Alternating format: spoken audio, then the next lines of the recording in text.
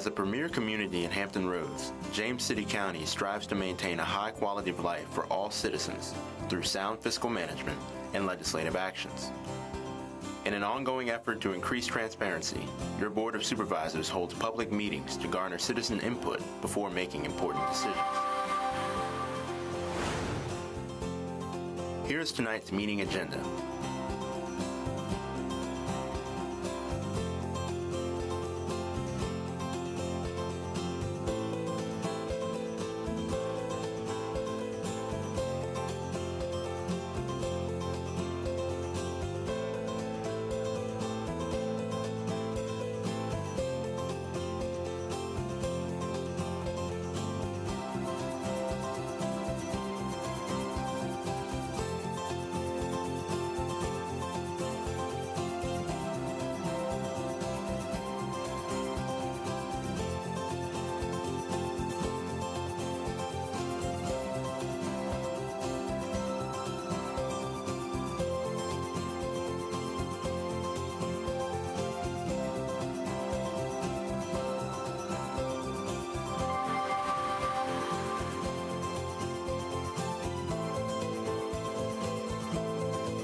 Stay tuned. The Board of Supervisors meeting will begin shortly.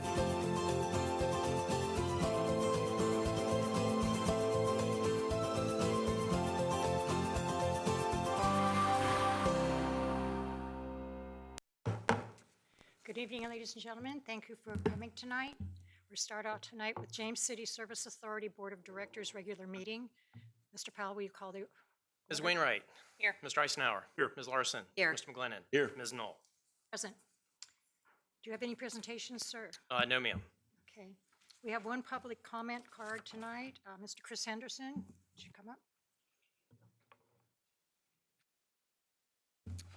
Thank you, Madam Chair. Chris Henderson, 101 Keystone. As a part of your deliberations recently, issues relative to sewage capacity in the upper part of the county has been raised as a major concern and potential impediment to future development and permitting. And I wanted to ask the Board of Directors and the Director questions regarding the capacity issue, primarily which entity has responsibility for capacity? Is it HRSD? Is it JCSA? Is it James City County ratepayers? Do we bear that burden, or is that an HRSD issue?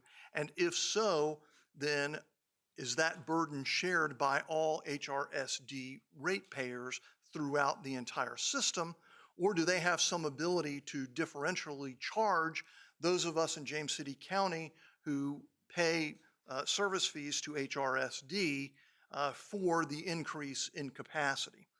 As a follow-up to that, it was noted that the sewage system was experiencing discharges during severe weather events, and those are finable events. And I was curious as to whether or not that is a liability of James City County. Is it a liability of JCSA ratepayers or HRSD ratepayers? So basically, when there is a release, who is responsible for paying the fines, and how does that shake out and affect our rates? Also, in a similar vein, we have a number of private well systems that the county has absorbed over the years. And I have spoken repeatedly in opposition to the assumption of responsibility for the maintenance and care of those systems, because the cost of operation of those systems is substantially greater than that for JCSA traditional normal ratepayers. So effectively, JCSA ratepayers subsidize those with private wells. And so I just want to encourage the board that as we look at development that may require a private well system based on our ordinance, that we develop a policy or implement a policy that forbids the assumption of liability for private wells. And I was also speaking to the director earlier about the volume of water that is permitted as a water withdrawal right associated with those private wells. And my question is is that volume accretive to the volume that is permitted to JCSA? So if we had 2 million a day in private well withdrawal rights, and we have 7 million as a county, is our gross now 9 or is it just 7? And as we assume private wells, do those rights go away? So those are my big questions for the illustrious board. Thank you, Madam Chair. Okay, on to tonight's consent calendar, we have the formal acceptance of the Water and Sewer Systems Fiscal Year 2026 budget and the minutes adoption. The adoption of the consent calendar? Have a motion to approve? We've got a motion. Mr. Powell? Ms. Wainwright? Aye. Mr. Eisenhower? Aye. Ms. Larson? Aye. Mr. McGlinnan? Aye. And Ms. Knoll? Aye. No public hearings tonight, sir? right? No, ma'am. Any board considerations? Any questions? No. Board requests and directives, anyone got anything to say? With that, general manager's update, sir? I don't really have anything. I did just want to note, I did send a link for a water conservation video. We talked about that at the retreat. We've got another one in the works, but we have done in conjunction with the county's video team. We did a video on the outdoor watering schedule. So I sent that in the monthly update. There's a link in the monthly update if you want to take a look at it. How are you seeing it going this summer? Our demand is up. Really, even with the drought information you put Yes, out and yes. everything, you've done it. They've done an excellent job putting out the drought Yeah, information. yeah. Our demand, I think it was up, if memory serves me, I think it was up 7% over, it was up 7% in June over last June. So, Wow. but I do attribute that to the dry weather. Gotta have those green lawns, I guess. Okay. Thank you. Thank you. Have a motion for continuation of the meeting until 1 p.m. on July 28th. So moved. Ms. Wainwright? Aye. Mr. Eisenhower? Aye. Ms. Larson? Aye. Mr. McGlinnan? And Ms. Knoll? Aye. All right, thank you. Thank you, sir. Call this meeting of the James City County Board of Supervisors for the purpose of regular meeting to order. Mr. Stevens, would you please call the roll? Wainwright? Here. Ms. Wainwright represents the Powhatan District. Ms. Knoll? Present. Ms. Knoll represents the Stonehouse District. Mr. Eisenhower? Here. Mr. Eisenhower represents the Jamestown District. Ms. Larson? Here. Ms. Larson represents the Berkeley District and is Vice Chair to the Board. Mr. McGlinnan? Here. Mr. McGlinnan represents the Roberts District and is Chair to the Board. Sitting to my far left is Adam Kinsman, County Attorney. I'm Scott Stevens, County Administrator, and it's my pleasure to be Clerk to the Board. Thank you, Mr. Stevens. We begin our meetings with a moment of silence followed by a Pledge of Allegiance. We usually invite a young person to come and lead us in the pledge. And today we're very fortunate to have James Levan, a rising 7th grader and Boy Scout who's working on his community and government badge here tonight. And I believe Ms. Knoll is going to introduce him because she has a special relationship with him. Yeah, good evening, my son. This is my grandson, James. Mr. McGlinnan already said what he's doing. He's working on his citizenship in the community merit badge as he pursues Eagle Scout. His dad, my son, was a Navy veteran. His mom is active duty Navy right now. It's a CWO3, and he has a younger sister.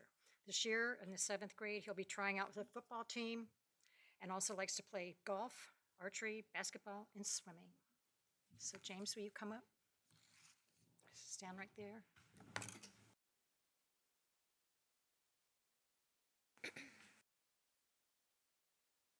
Right hand over your heart. I pledge of allegiance to the flag of the United States of America and to the republic to which it stands, one nation, under God, indivisible, with liberty and justice for all. Take a picture of everybody. Stand right there in the middle up there. I think we're coming, yeah. We don't always have somebody. Sounds nice.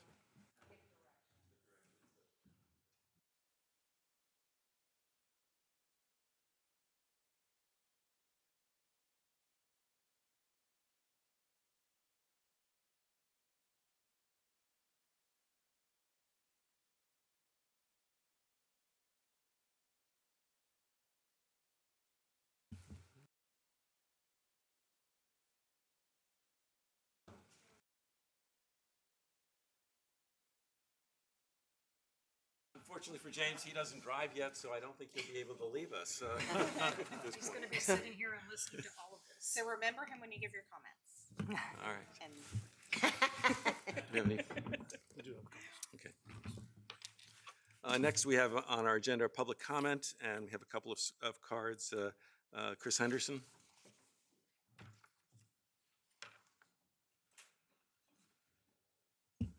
Good evening, Mr. Chair, members of the board. Chris Henderson, 101 Keystone. I want to reiterate my call for adjusting the start times of your meetings so that it would be more convenient for citizens, particularly those of us that still work. A 6 p.m. start time seems to be reasonable to me and not overly inconvenient for staff or the board. I'd also like to suggest that we begin our meetings with an invocation rather than a moment of silence. Again, this is a renewed request, but one I think that is worthy of consideration by the board. This evening, there is a board consideration about the assumption of some debt and the repayment of prepayment on certain CIP projects. I would note that there was an article published today about the Busch Gardens tax bill of $22 million. It probably would make sense to see how that shakes out, considering we sent them a check for $15 million not that long ago, and perhaps we'll get 7 more in addition to that back, and that will help repatriate and restore some dollars to the coffers. I would like to notify the board that one of James City County's young sons, Randy O'Neill, passed away a few weeks ago. You may remember Randy as the bike man. Randy graduated from Lafayette High School, and he passed away somewhat suddenly. He had been sick, but he succumbed to cancer at 63 years of age just recently, and he left a wife and a young son. So our thoughts and prayers go out to Randy and to his family. Jim Rickards is probably a name that you're not familiar with, but perhaps you should be. Jim Rickards is an analyst, an intel agent, and he accurately predicted the 3 most recent collapses of the stock market, basically the dot-com bubble, the mortgage crisis, and now he is predicting a third event coming up. He believes that on July the 29th, that as earnings are reported by all of these AI companies, that there is going to be a big miss. And if that occurs, then there could be a substantial correction in our financial markets. The fundamentals he has identified point in that direction. Basically, there's no revenue chasing trillions of dollars of capital expended, and he believes that this could be a defining financial crisis in the capital markets that could take a decade or longer to sort through. I bring this to your attention because you are contemplating additional expenditures of public funds. There's a library being discussed that I would encourage you to delay, defer, or simply abandon. It's a poor location and not worthy of investment of $25 million. And following the opening of our new sports tourism and convention facility, the drumbeat for a new performing arts venue is growing louder and louder by the day. And I hope that this board will have the good sense to take a hard pass. The taxpayers of James City County are already overburdened. We are experiencing substantial financial turmoil as a result of the latest assessment increases and with the attendant increases in assessments and taxes due. I want to reiterate my call for a reduction in speed on Route 60 in Norge. I'd like to suggest again an interconnectivity task force to look at neighborhood interconnectivity in James City County, since we are the home of the cul-de-sac, and it presents really significant problems in an emergency situation and for emergency services providers. And lastly, again, fiscal restraint has got to be at top of the board for James City County going forward. Thank you. Maureen Moore?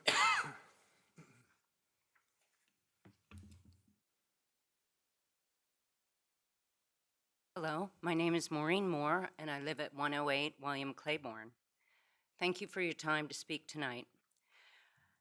First, I hope you might be able to guide me in the right direction to find out who owns the responsibility for trees and general maintenance in the McClaws Circle area, and how to get maintenance work done. I live in the Kings Mill neighborhood, and I use John Jefferson Road and McClaws Circle often. There's trash in the road, on grass border areas, and several dead trees and lots of tree limbs on the ground.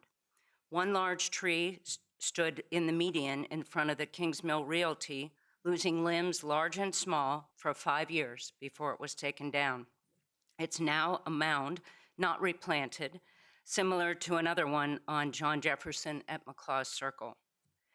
Regarding the DoubleTree Hotel on McClaws Circle or John Jefferson, I'm not totally clear on that. The hotel tennis court is overgrown and unkept, and trees are in all stages of falling down near the hotel and all along the right side of the road to Bush Way.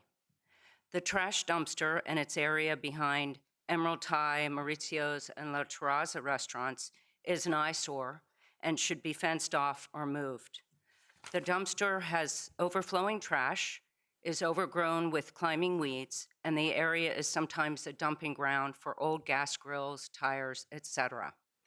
I'm guessing there are a lot of property owners and leases involved, but I'm hopeful there is a way to get the McClaws area circle cleaned up and maintained properly. Secondly, the intersection of McClaws Circle and Route 60 is flooded for several days after a heavy rain. This has just come to my attention in the last year. It's really standing water. So I'm wondering if there's a schedule for fixing the flooding situation. Thirdly, the sidewalks along Route 60 from Kings Mill to area of the Old City Barbecue, which I think is a quarter path road, have fallen tree limbs all along the roadway, and the curb areas are full of gravel, sand, trash, and weeds. The sidewalk on Route 60 has weeds in every crack and doesn't appear to be maintained. Finally, speeding, and this is a variety of issues, thank you for your patience. Finally, speeding on 199, Route 199 especially, and on Route 60 is rampant. I've seen a police car near the intersection before Jamestown Road heading into the city, near the Holly Hills neighborhood on the right, maybe 2 times in the last 6 months. I just wanted to bring these situations to the attention of the county, and I would request improvements. Thank you. Thank you for bringing those to our attention, Ms. Moore. Thank you. Christopher Finley? Just say, in the meantime, I was on the phone with Mr. Holt last week when I also was at the intersection of McClaws Circle and 60. There is a big standing water issue there.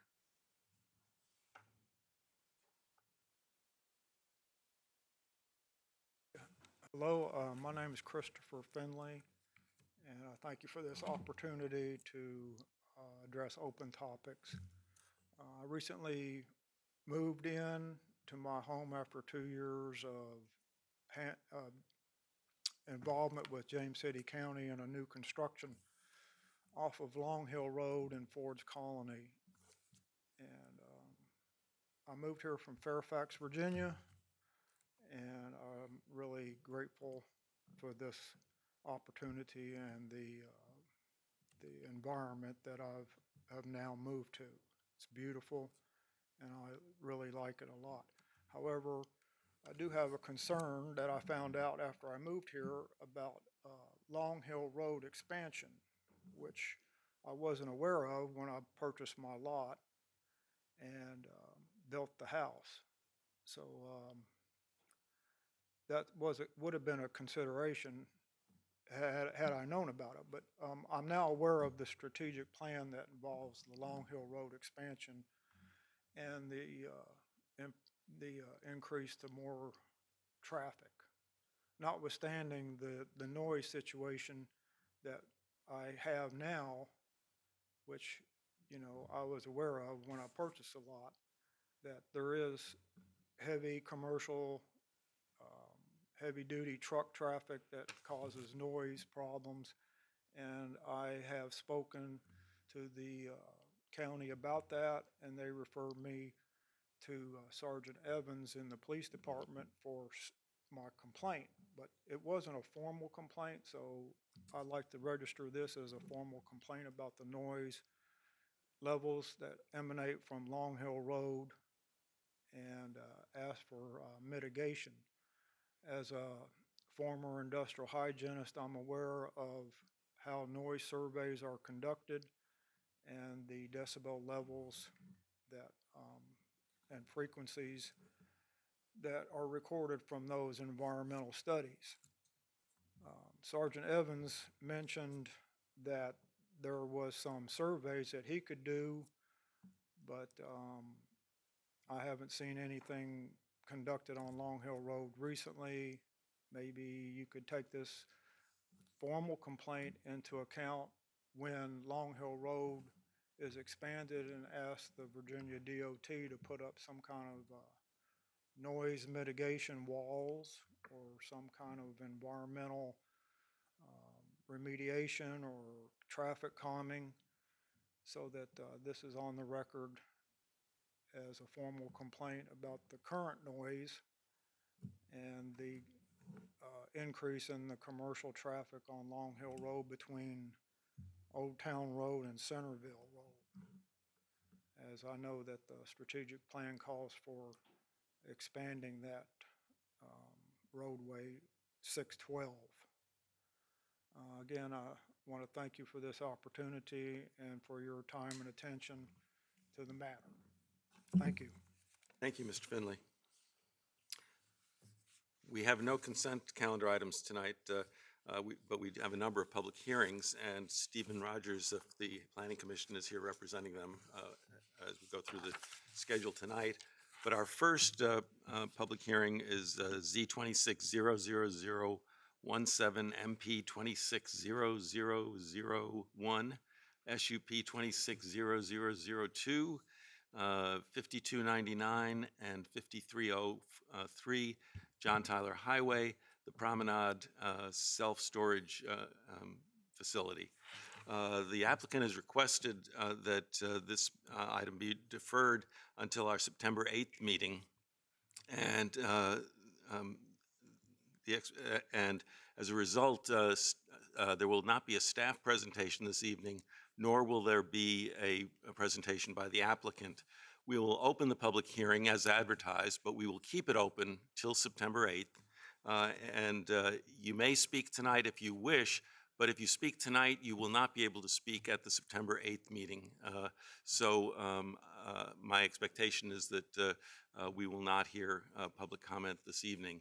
Of course, you're certainly free, whether you speak tonight or on September 8th or don't speak at all, to communicate with the board through email and phone calls and other ways. So with that, let me just open the public hearing and ask first for the report from, well, we're not going to have reports from anyone, actually. So we have no speaker cards for this evening then, right? Okay, so we will keep the public hearing open until September 8th at our regular meeting.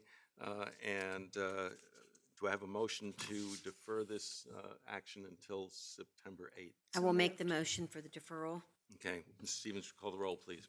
Ms. Wainwright? Aye. Ms. Knoll? Aye. Mr. Eisenhower? Aye. Ms. Larson? Aye. Mr. McGlinnan? Aye. Motion carries. Okay.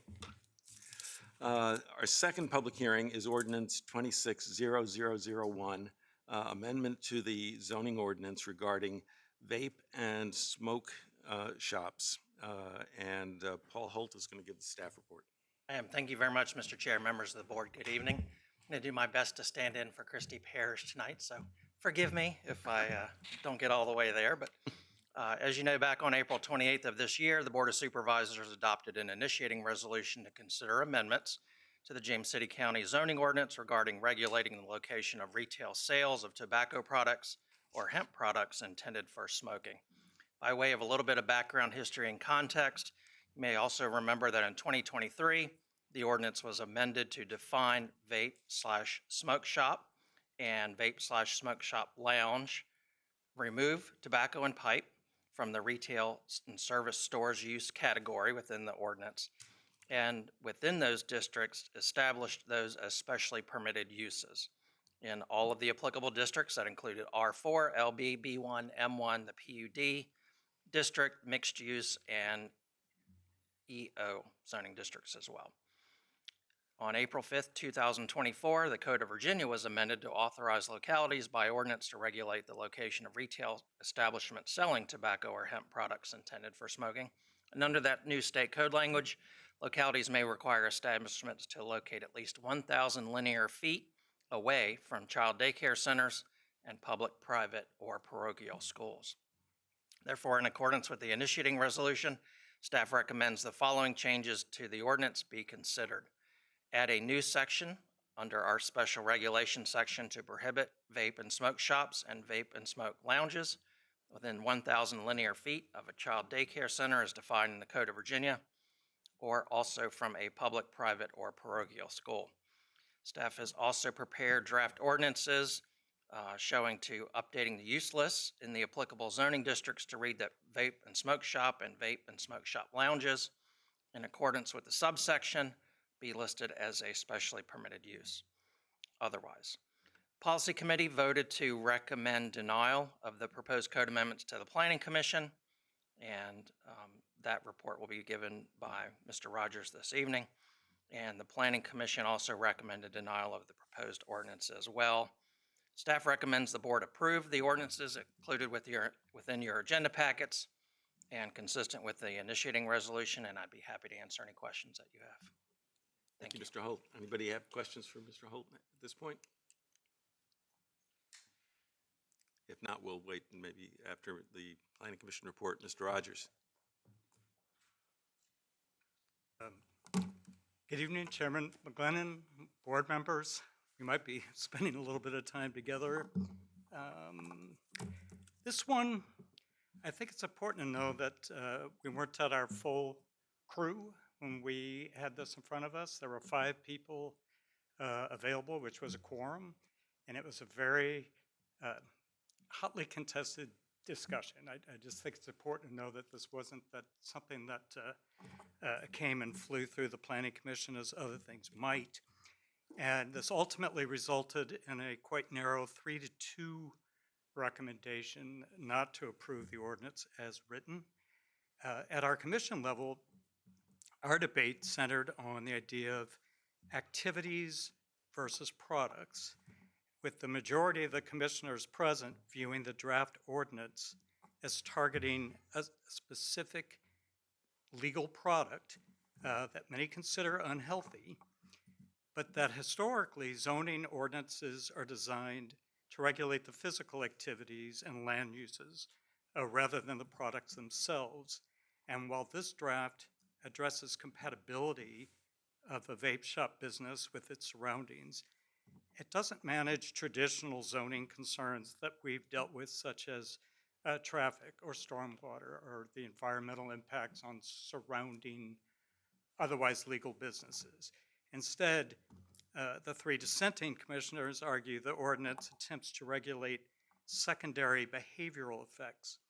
Specifically, the concern we heard that night, and there were people who expressed concerns, was that a certain consumer group, real or imagined, that the tertiary effects of having that consumer group congregate nearby school children was going to have a negative effect upon those school children.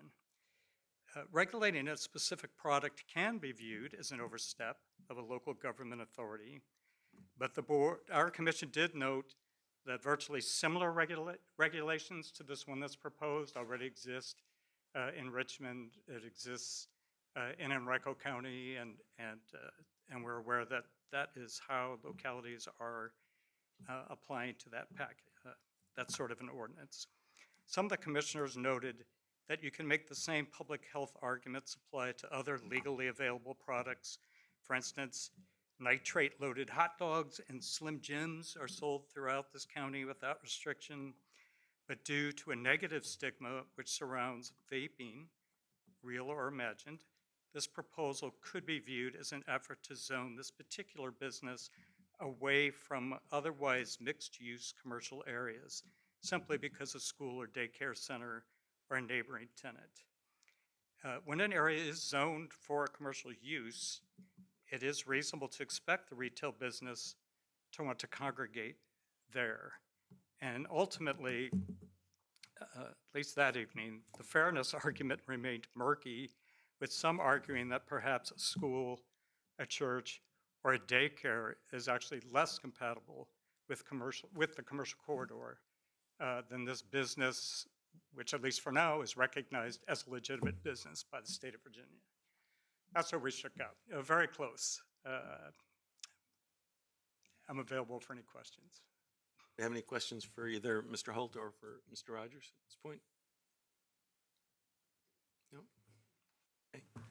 So then now let me go ahead and open the public hearing and ask, are there any speaker cards? No, sir. No speaker cards, so I will go ahead and close the public hearing and ask for the board's comments or direction.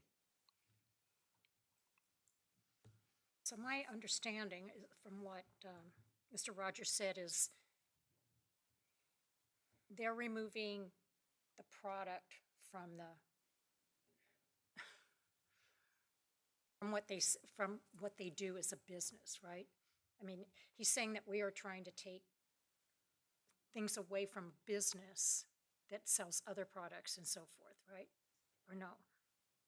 Steve, can you, you said. What we were wrestling with Make it easy for me. was, Tell me exactly what you meant.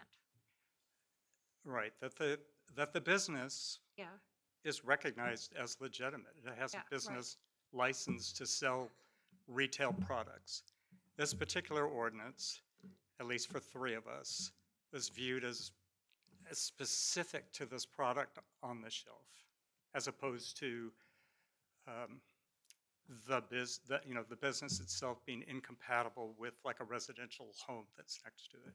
Because this is a business that wants to be with other businesses, we assume. I can see that. So that's what I was asking. Thank you.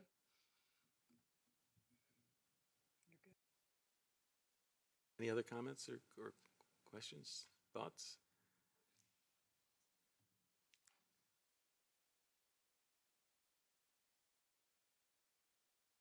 In the absence of any other comments, I'll move the ordinance. And so there's a motion to move the ordinance as provided? Provided. Okay. Any discussion? If not, Ms. Stevens, call the roll, please.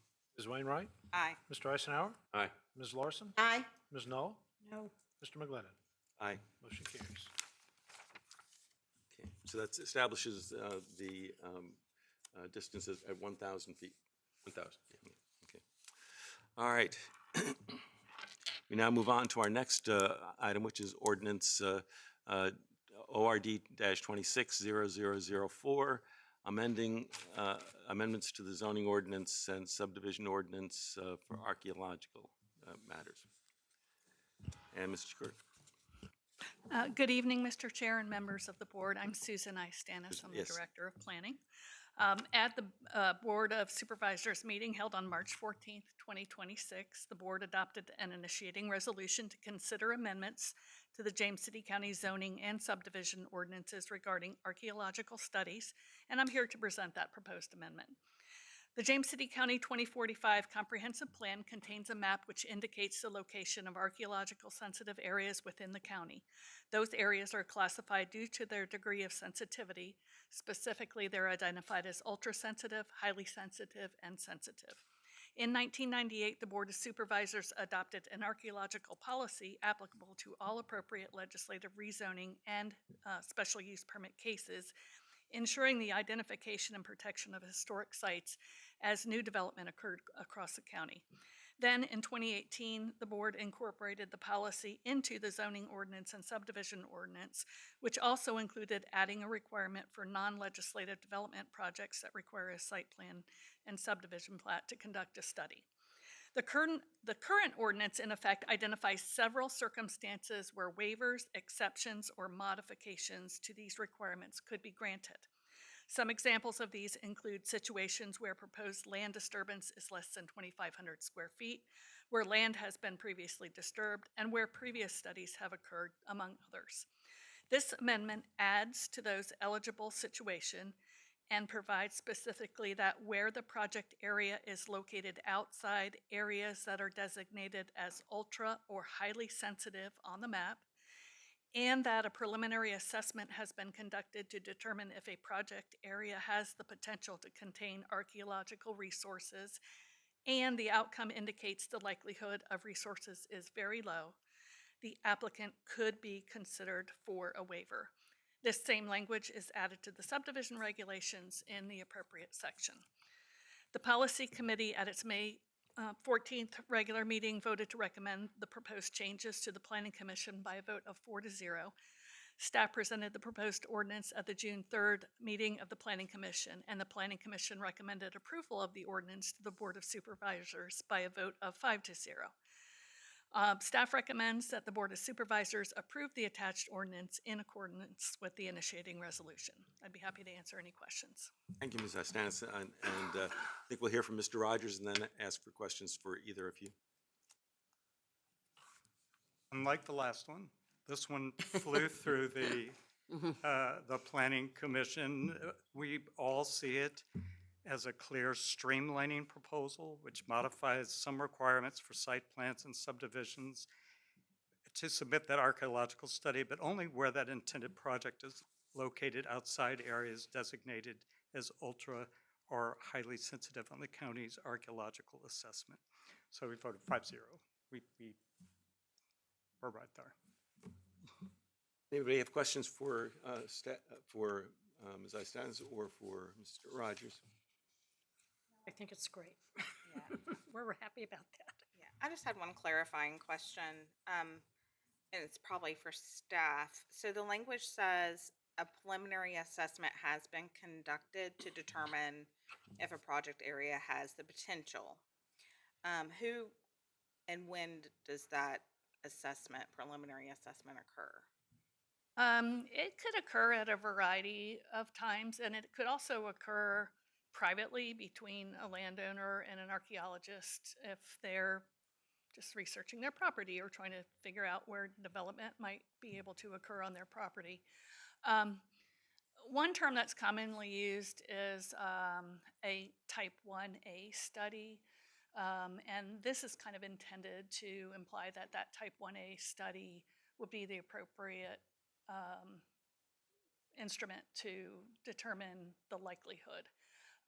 But it also could occur at the time of development application. Some people privately preserve archaeological sites on their property or have them listed with they are listed with the historical resources. So it could be a variety of times. It's I'm just meant trying to to kind figure of be out what flexible. we're saving here if an assessment still has to be done. Like, what step is there that we're eliminating? I guess that's what I'm trying to clarify. That would make them eligible for a waiver. So the intent is we've got a list of criteria that make somebody eligible for a waiver. And if they've done just a very preliminary assessment and that shows that the likelihood of historic resources is very low, then that would make them eligible to be considered for a waiver as well. And we just don't have that recognized in our code right now. As I said, is this permissive for the planning director? Is that right? That's correct. Yeah, and there is an appeal process? That's a really good question. We asked ourselves that. It is not listed in the code, and the attorney might have an opinion on whether any decision by the planning director is appealable under other provisions that I'm not aware of, but I would have to answer that it's not in the code right now that says it's appealable. So just one follow-up with something you said about the person and an architect could get together and is it have to be like, what if they have a friend that's an architect that is signed? I mean, what's the? Certainly. So if it really deals with archaeology. Not an architect, archaeological. Yeah, sorry, sorry. So certainly, if there was a qualified individual that could just, friend, go out on the site and do a basic write-up of their findings and what they studied, where they looked, and what they found, that could definitely happen. So, and the archaeologist isn't going to stick their reputation on the line, I guess is what, okay, thank you. Any other questions for Ms. Istanis? No? So. Okay, thank you. We'll go ahead and open the public hearing. Do we have any?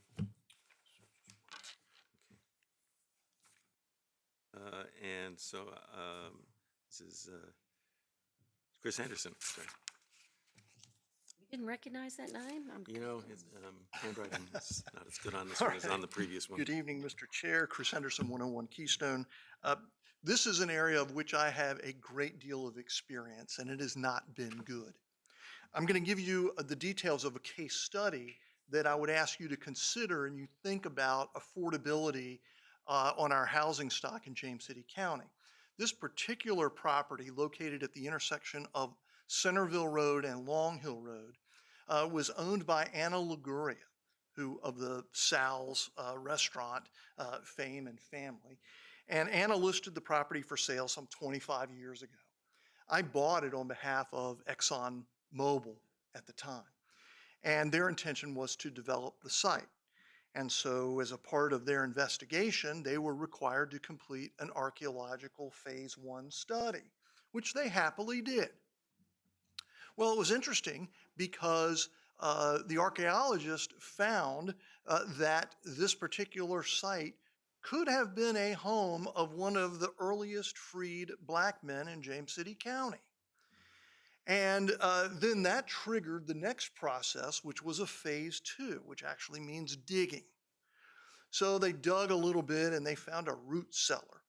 And they found some chicken bones and some shells and some shards of pottery that they collected. And then they said, well, gee, that's not enough. We want you to do a phase 3 archaeological surveys, which means they bring in teams of people. At that point in time, ExxonMobil decided that they would do a hard pass. The cost to undertake that study would have been $300,000 on a piece of property for which they paid $100,000.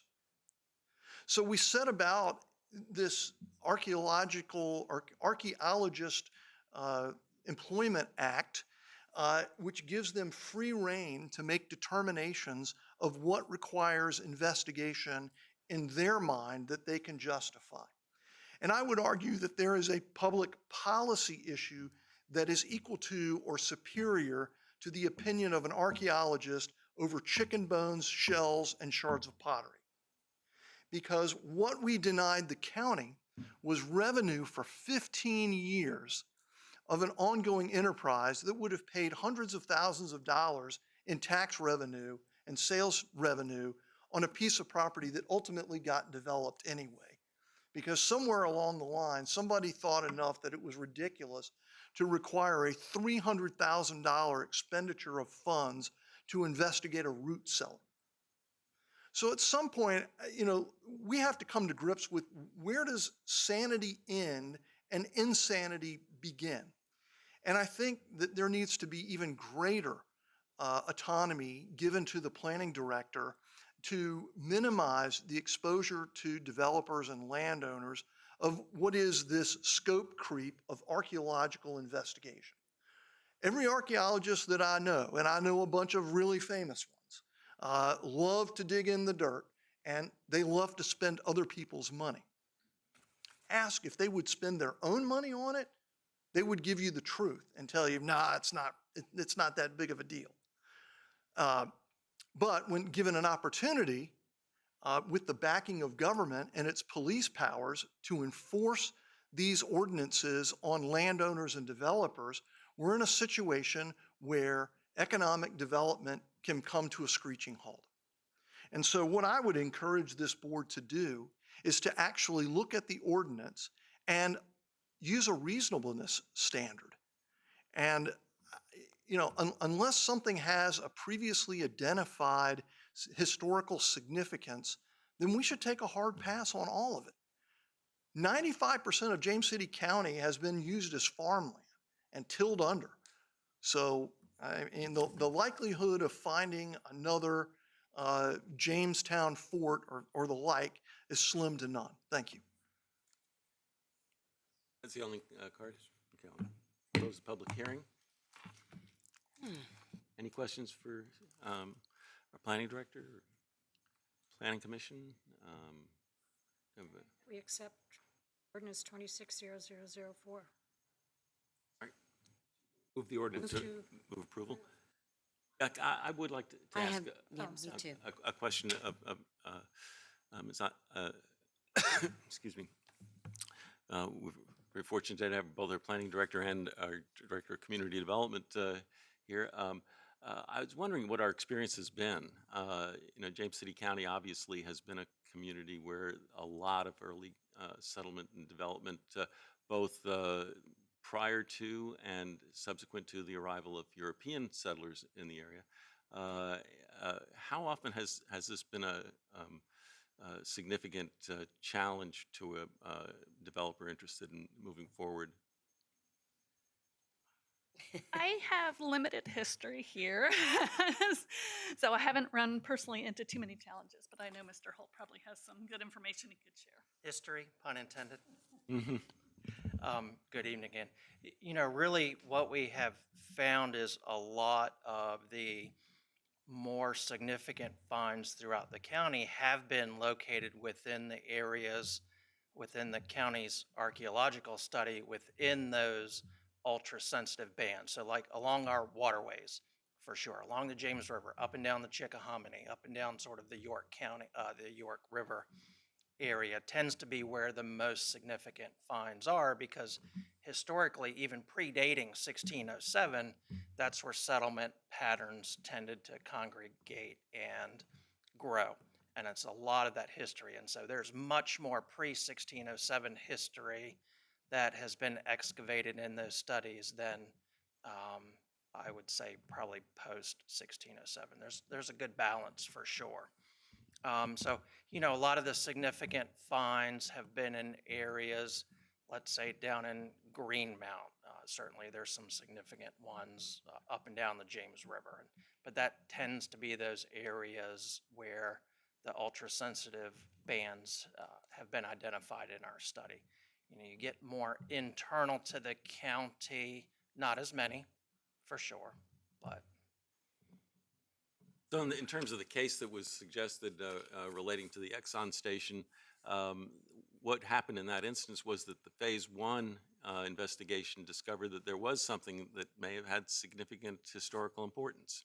Correct. And that's what triggered the move to the next phase. Correct, and that would be based on the recommendation of the archaeologist, the qualified professional who is conducting that study. Right, right. And so it's not as if these are just kind of, well, let's move on to Phase 3 just because, we haven't found anything yet, but we're going to keep on looking. Correct, and that it would not be common at all that finding would come from county staff. That would be from the archaeologist of record who is doing the work. Thank you. And so that will still, with this, somebody's still going to have to sign off. So there aren't, as you know, there are not any archaeologists on county staff. So we do rely on some of that information coming from the professional sector. And so instead of doing a full Phase 1, which does involve digging test holes usually on 50-foot centers, which does require some field work, which does require a lot of that background, You know, the Phase 1A tends to be a very high-level research effort based specifically on existing documentation that's out there. And so you think about the full Phase 1 that may otherwise be required by the current code, you know, is going to bring some expense to it. I think the exception as proposed by staff, the last one we looked at was on a single sheet of paper, but came at the recommendation of a qualified individual who looked at the historical environments, looked at the historical record, and said, yeah, based on my best professional recommendation, there's no need at all to do any further work. And really with just that single sheet of paper, not going out on the site, not going out and digging any holes, staff was able to take in that recommendation and grant that exception. And this would codify that. Relating to the case that was suggested, there was something of historic significance there. Was it on that particular property? Yes, sir. Yeah, right. So it did seem to justify the potential. If there was a root cellar, there presumably may have been a dwelling unit that was close by. And so in terms of policy, I guess I'm wondering, what would this change accomplish, and how would it really benefit our consideration? No, so I think to the point, so, you know, there does require some real work that goes into a full Phase 1 study for sure. What this does do, and the way staff has proposed it, this exemption would not apply to the ultra-sensitive areas. It would not apply to those areas that are known to the county and from all of the previous studies that we've got in to contain these very unique resources. You know, certainly back to the property in question, by the time you're hitting a Phase 2 or 3, the archaeologist has determined that there is something significant enough of value that it adds to the national or international historical record.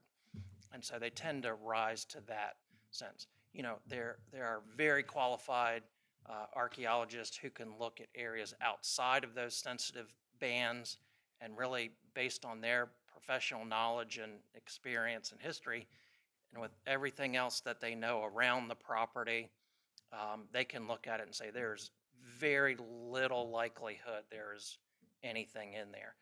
The ability for staff to hang our hat on just that piece alone to grant an exemption is not currently within the code. The proposed language would add that piece in for the areas that are outside of the ultra-sensitive bands. Mr. Holt, so what you're saying, and I know that one of these issues that came up and probably made this come about, is a landowner that owns some land and wants to do a project on there, and it's been farmed for 100 years. It doesn't have anything on it, so they wanted an exemption because it's on a, you know, off a major highway and all of that, and it's been destroyed anyway. So what he is saying is, there's doubt that there's anything here. Why do I have to do this? Sure, and And you know who I'm talking the about. streamlined process gives staff, because again, we don't have that experience, we don't have that knowledge on staff, gives staff the ability to take that into consideration to grant a That's proposed what we need exemption. to do because That's it not in slows there everything now. down. And so, but for that, a more in-depth Phase 1 would have been required prior to land disturbance.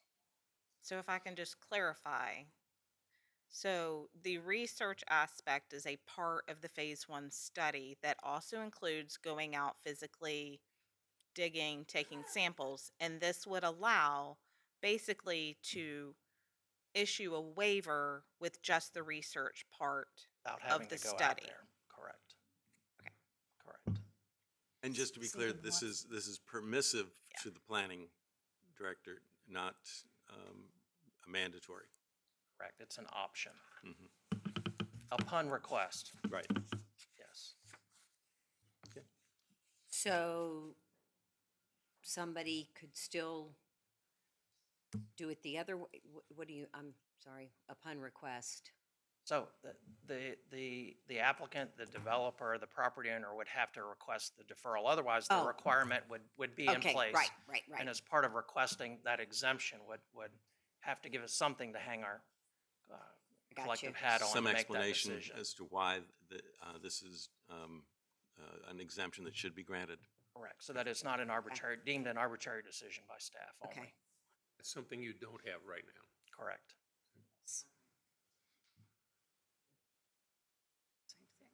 So, I mean, I guess my sense is that as long as it is a question of staff having the opportunity to evaluate whether or not to go forward, that it is okay if staff feels that this would be helpful in terms of Not addressing an these issues. automatic grant of the, towards the applicant. There needs to be some documentation, some of that professional level discussion occurring as part of the evaluation, taking into account the specific property, taking into account the nature of the development proposal, et cetera.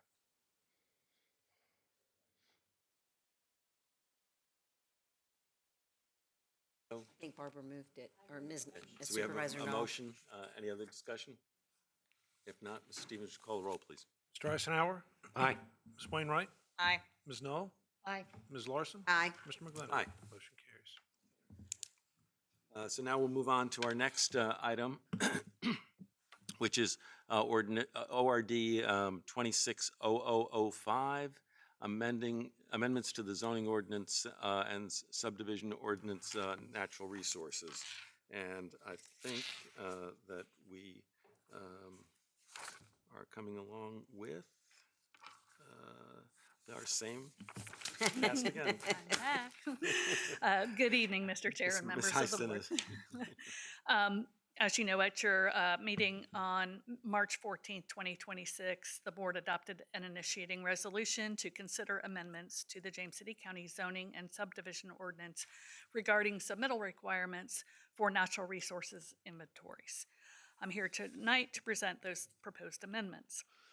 Within the James City County 2045 Comprehensive Plan, there is a map which is prepared by the Virginia Department of Conservation and Recreation's Natural Heritage Program, whose mission is conserving Virginia's biodiversity through inventory.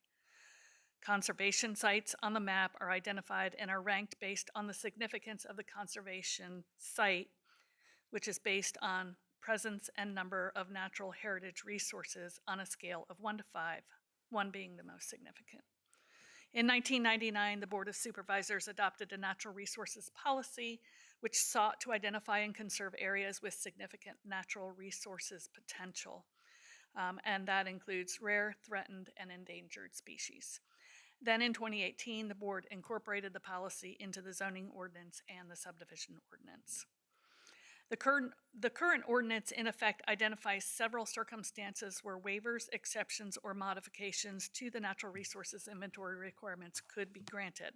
Some examples of those include situations where proposed land disturbance is less than 2,500 square feet, where the land has been previously disturbed, and where no changes in the building footprint are proposed, among others. This amendment adds to those eligible situations where a waiver could be granted. Specifically, it provides that where the habitat areas are known to exist on site or potential habitat is identified on site and the habitat is voluntarily preserved and maintained in perpetuity in accordance with DCR recommendations and approved by the Director of Planning. This same language is also added to the subdivision regulations in the appropriate section. The Policy Committee at its May 14th regular meeting voted to recommend the proposed changes to the Planning Commission by a vote of 4-0. Staff presented the ordinance at the June 3rd meeting of the Planning Commission, and the Planning Commission recommended approval of the ordinance to the Board of Supervisors by a vote of 5-0. Staff's recommendation is that the Board of Supervisors approve the attached ordinance in accordance with the initiating resolution, and I'd be happy to answer any questions. Just to point to an aspect of this, even though this is not part of the change, part of the amendment to this, it does reflect the fact that there is an appeals process in this area. I am back to the same answer I had on the archaeological, and it is not clearly specified in the code that I'm aware of. But I think it is in the ordinance, isn't it? I'm sorry. Not in this. No, let me make sure. Yes, it is. Thank you. Sorry. Where is it? Yep, it's under B on page, I don't know what page number you have. And It that would would be be- appealable to the Development Review Committee, which would then forward a recommendation to the Planning Commission. But it is not mandatory that the waiver be granted. It's an option that it's available to the planning director. That's correct. It's another option Right. within that current list of options that somebody could avail themselves of, should they so choose. Any other questions for Ms. Stennis? That appeal process exists in the thing right now as it is, as the ordinance before this amendment, correct? It does. Okay, good. Thank you. And Mr. Rogers? Evening again. This particular one was a 5-0 vote in favor. At the Planning Commission, we considered this a practical and an efficient way to allow an exception to the requirement to submit a natural resources inventory if that habitat area is already known to exist and where the applicant is volunteering on their own to protect those species into perpetuity. So to us, that seemed a good place to streamline. It puts authority with the planning director to reasonably streamline the application process. And then, as you just pointed out, if there's a problem there, they can bring it back through the Development Review Committee. Any questions for Mr. Rogers? No? Okay, thank you very much. I'll go ahead and open the public hearing. And, oh, Chris Henderson. Imagine that. Thank you, Mr. Chairman. Chris Henderson, 101 Keystone. This is another area in which I have tremendous experience, and I have the scars on my back to prove it and the deficit in my bank account and wallet to prove it. I can't tell you how many tens of thousands of dollars I have spent chasing the world begonia and the darter toad. It's an incredible, the cottage industries that have emerged from overregulation is incredible. It is absolutely incredible. Anything that makes development easier and provides pathways for property owners to develop their land the way they intend, we should embrace. This notion that we're going to preserve biodiversity on half-acre lots where a third of it sits in an RPA, and we're going to penalize a property owner and limit their footprint to 2,400 square feet when they want to build 3,000, again, is a high level of government lunacy and insanity. And I would argue that this is a taking without compensation, that for every square inch of property designated as a cultural, archaeological, endangered species resource, that a development credit should be given to the property owner that allows a restoration of those rights that are being lost and taken by the government. And when that happens, I think you will then see a restoration of sanity in that process, because there will be a cost to government to take people's property. Thank you. Okay, I will go ahead and close the public hearing and ask for the board's consideration. Any questions for staff or for the Planning Commission?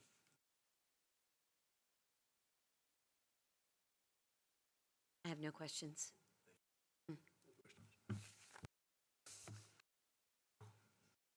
Want me to move the amendments to the zoning ordinance and subdivision ordinance, natural resources?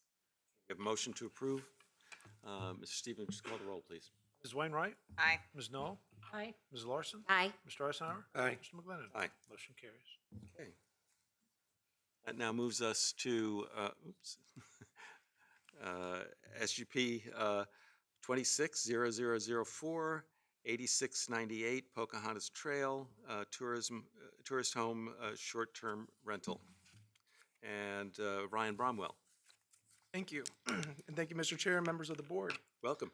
Thank you, thank you. Ms. Casey Snyder and Mr. Ryan Snyder have applied for a special use permit for a tourist home short-term rental at 8698 Pocahontas Trail. The property is currently an undeveloped wooded lot. It is approximately 0.37 acres in size and is located along Route 60. This property is zoned R2 General Residential and is designated Low-Density Residential on the 2045 Comprehensive Plan Land Use Map. The proposal includes construction of a new 1,520 square foot, 3-bedroom, single-family residence. Included will be a front covered porch and a ramp for ADA accessible entry. The site design includes parking for a minimum of 3 vehicles and does meet the minimum front setback. The applicants will reside at the adjacent property located at 98 Grove Heights Avenue during the time of rentals. Per section 24-252 of the James City County zoning ordinance, a tourist home is classified as a special permitted use in the R2 district. However, due to this property being designated as low-density residential on the comprehensive plan, this proposal is not recommended for its land use designation. Because of this, staff cannot recommend approval. At the June 3rd, 2026 regular meeting, the Planning Commission recommended approval of this application by a vote of 5-0. Should the board approve this application, staff has provided proposed conditions for your consideration. I'm happy to answer any questions you may have. Any questions for Mr.? Thank you. Maybe we may have some after Mr. Rogers. Thank you. Good evening again. Did you draw this short straw, Mr. Rogers? If there's one thing in addition to vape ordinances that we fight about on the Planning Commission, it's the short-term rentals and the tourist homes. And this particular application, everyone got on board with this application. There's some striking aspects to it. When you drive down that part of 60, even though the zoning says residential, it doesn't exactly feel residential. It feels sort of mixed use, and it puts this lot on a otherwise busy street. It's not in a quiet, it's quiet or not quiet, but I mean, it's not within an interior section of a neighborhood where we may go further in trying to protect the commercial aspects from being close to the residential ones. This lot looked very sad. It looks very nice now. If you go, it's already on its way to really being something. And the building itself was so thoughtful in that it's from the design get-go has these ADA accessible ramps and doors to allow restroom access. Just all these things that a short-term visitor would really appreciate, and also put them close to the things like the business district. It's very close to Busch Gardens. And the owners are right there. The owners have so much at stake. They've been there a while. They're not coming from the outside to set something up and go. They really struck us with their idea to make this a viable use of their property and their neighborhood. It's their neighborhood, so we're all behind it. Questions for Mr. Rogers?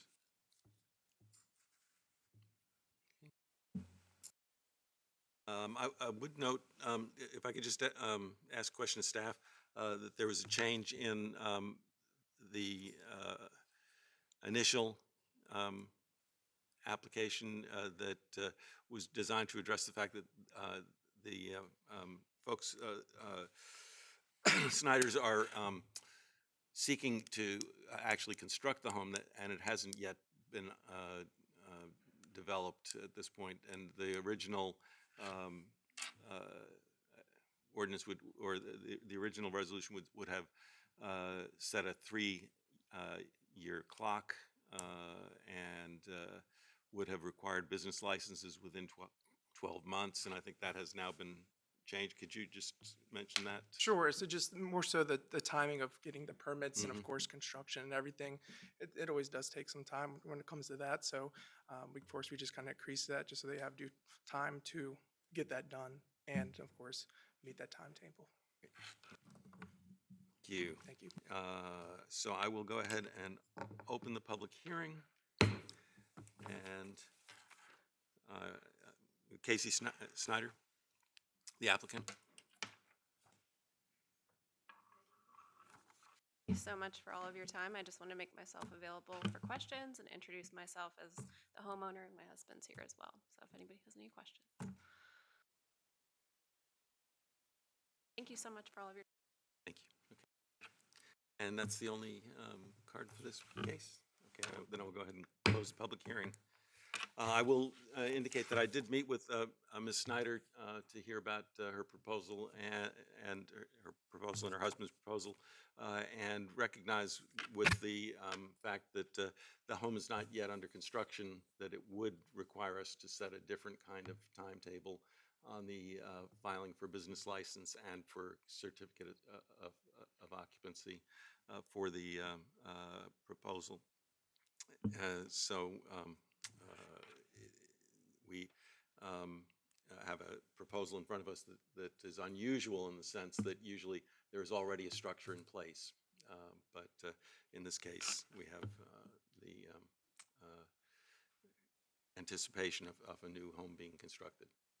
I will move the resolution. Okay, we have a motion to approve. Any other discussion? If not, Mr. Stevens, would you call the roll, please? Mr. Eisenhower? Aye. Ms. Wainwright? Aye. Ms. Larson? Aye. Ms. Knoll? Aye. Mr. McGlinnan? Aye. Motion carries. Okay. Now move on to public hearing number 6. This is SUP 260007, 5205 Colonnade Parkway, Detached Accessory Dwelling Unit. And Mr. Bromwell. Thank you again. Mr. Herb Painter with Colony Construction and Home Improvements has applied for a special use permit on behalf of the landowners at 5205 Colonnade Parkway. The property is approximately 3.03 acres in size and is located within the Liberty Ridge Subdivision. This property is zoned A1 General Agricultural and is designated rural lands on the 2045 Comprehensive Plan land use map. The proposal features a new 25 by 32 foot detached accessory structure that will primarily serve as a guest suite. The ground floor will house a 2-car garage, while the second floor includes a 400 square foot apartment with an exterior deck. The unit complies with all applicable setbacks, and the owners will reside in the primary residence on the property. Staff has reviewed the designs and finds it's fully consistent with our ordinance, the comprehensive plan, and the surrounding neighborhood. Because of this, staff recommends approval. At the June 3rd, 2026 regular meeting, the Planning Commission recommended approval of this application by a vote of 5-0. Should the board approve this application, staff has provided proposed conditions for your consideration. I'm happy to answer any questions you may have. Questions for Mr. Bromwell? My understanding is that this is to be used primarily by visiting family and things like that. It's not specific like a mother-in-law or anything that we're aware of. That is correct. It would primarily serve as for guests only. Okay. And then. I just wanted to make sure about that. Thank you. No, it's not proposed to be a rental of any sort.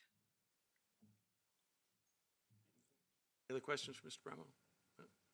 Thank you. Thank you. Mr. Rogers. Again, we had full agreement with this one in part because it's not a short-term rental. And we were struck both by the thoughtfulness of the design, the renderings of what was going to go out there, but also this particular lot, which is already large and is already zoned rural, abuts, and I'll probably say the wrong word for this, but it kind of abuts either there's a pump station, there's a piece of the neighborhood that's in the lot immediately adjoining it, right? So that it's already shielded from neighbors because there's so many trees. But on the side where the structure goes, there will never be a neighbor. There'll be another set of trees there. It looked like it was off in the, going back into the woods. We also understood there's no issues with, there's nothing with an RPA. There are similar structures in the Liberty Ridge neighborhood if you drive out there. And we were told at that meeting anyway, this drawing, this particular structure had already gone through their own local HOA, their architectural review board, because we tend to ask, like, what do the neighbors think and how do they feel about what's coming? So we support it, 5-0. And so if somebody, let's say a future homeowner for that property, decided they wanted to use this accessory as a short-term rental, they would have to go through the same process that any other short-term rental would have to go For through. sure, our understanding. I don't know if that's a question for the For the county staff. attorney, but that's what we walked away with. I'm going to have to get back to you on that one. There are a handful of zoning districts in the county where short-term rentals are permitted by right. I just don't know for A1 off the top of my head. I'm happy to check here shortly and try to get you that answer before tonight, but I just don't know off the top of my head. I'm sorry. Just out of curiosity, since we're talking about potential, maybe second owner rentals or anything, it could be long-term rented, and that's over how many Right, days? anything beyond 30 days Anything wouldn't be beyond 30 days, you regulated could by rent the it a zoning month ordinance or anyway. 2 months or 3 months at a time to somebody. Yeah. Okay, Their HOA could have could have rules. on rules it. about that too. Yeah. Great. Thank you. And we have a Herb Painter, is that right? Public hearing? You open the public hearing? I'll open the public hearing. There we go. I'm the contractor for the homeowners, Mr. and Ms. Sherman. I just want to make myself available for questions. The idea of it being long-term is not the focus of the Shermans. It's, they've served their country in the military for many years, and they have a lot of friends all over the country. They like to come and visit, and they like to travel and visit them as well. So this is what they intend to use it for. So, yeah. Yeah, nobody's questioning that. I think it's really matter, the determination goes with the property at that point. So, questions from No, thank you. Thank you very much. Thank you. I will go ahead and close the public hearing.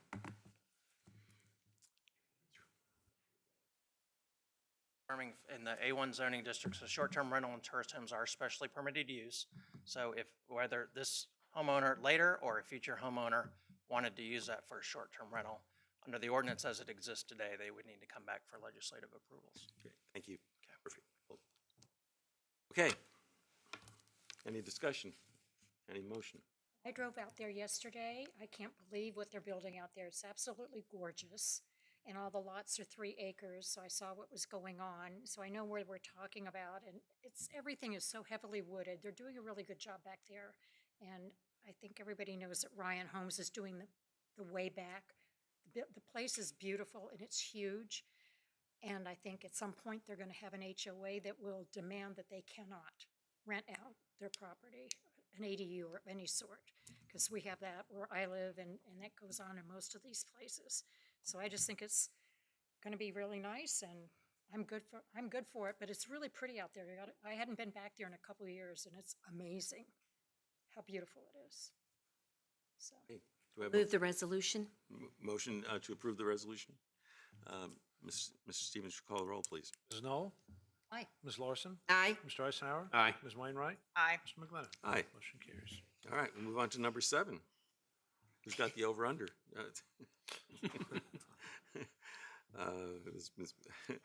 We have SUP 26-0001, 147 Whiting Avenue, short-term rental. Mr. Alveston. Thank you, Mr. Chairman and members of the board. Mr. George B. Buskey has applied on behalf of his wife, Ms. Sonia D. Savage, for a rental of rooms special use permit for the short-term rental of up to 2 bedrooms at 147 Whiting Avenue.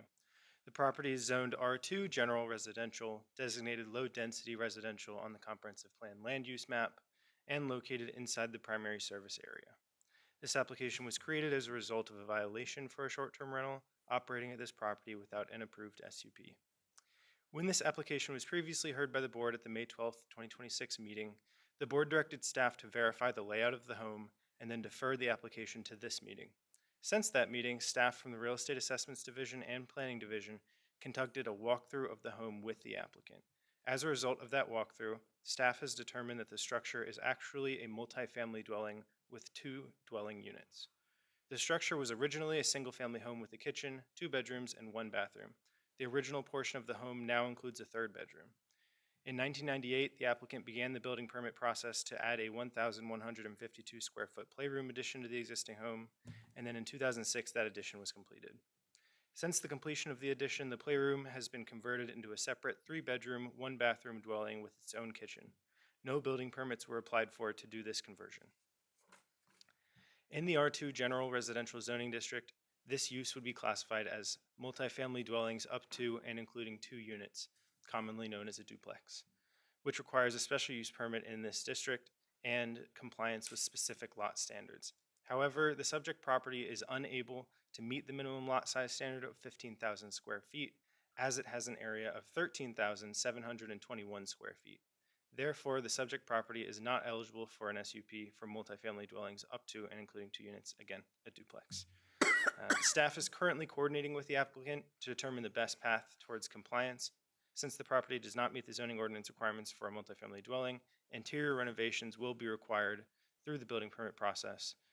There are a few different paths at that point, so that is what they're considering, which one of those interior renovation options they would choose to move forward with. To allow ample time for the applicant and property owner to determine the best compliance option for the property, staff recommends the Board of Supervisors defer the application for 6 months to its January 12th, 2027 meeting. Should the Board of Supervisors wish to approve this application, staff has included proposed conditions for consideration in the agenda packet.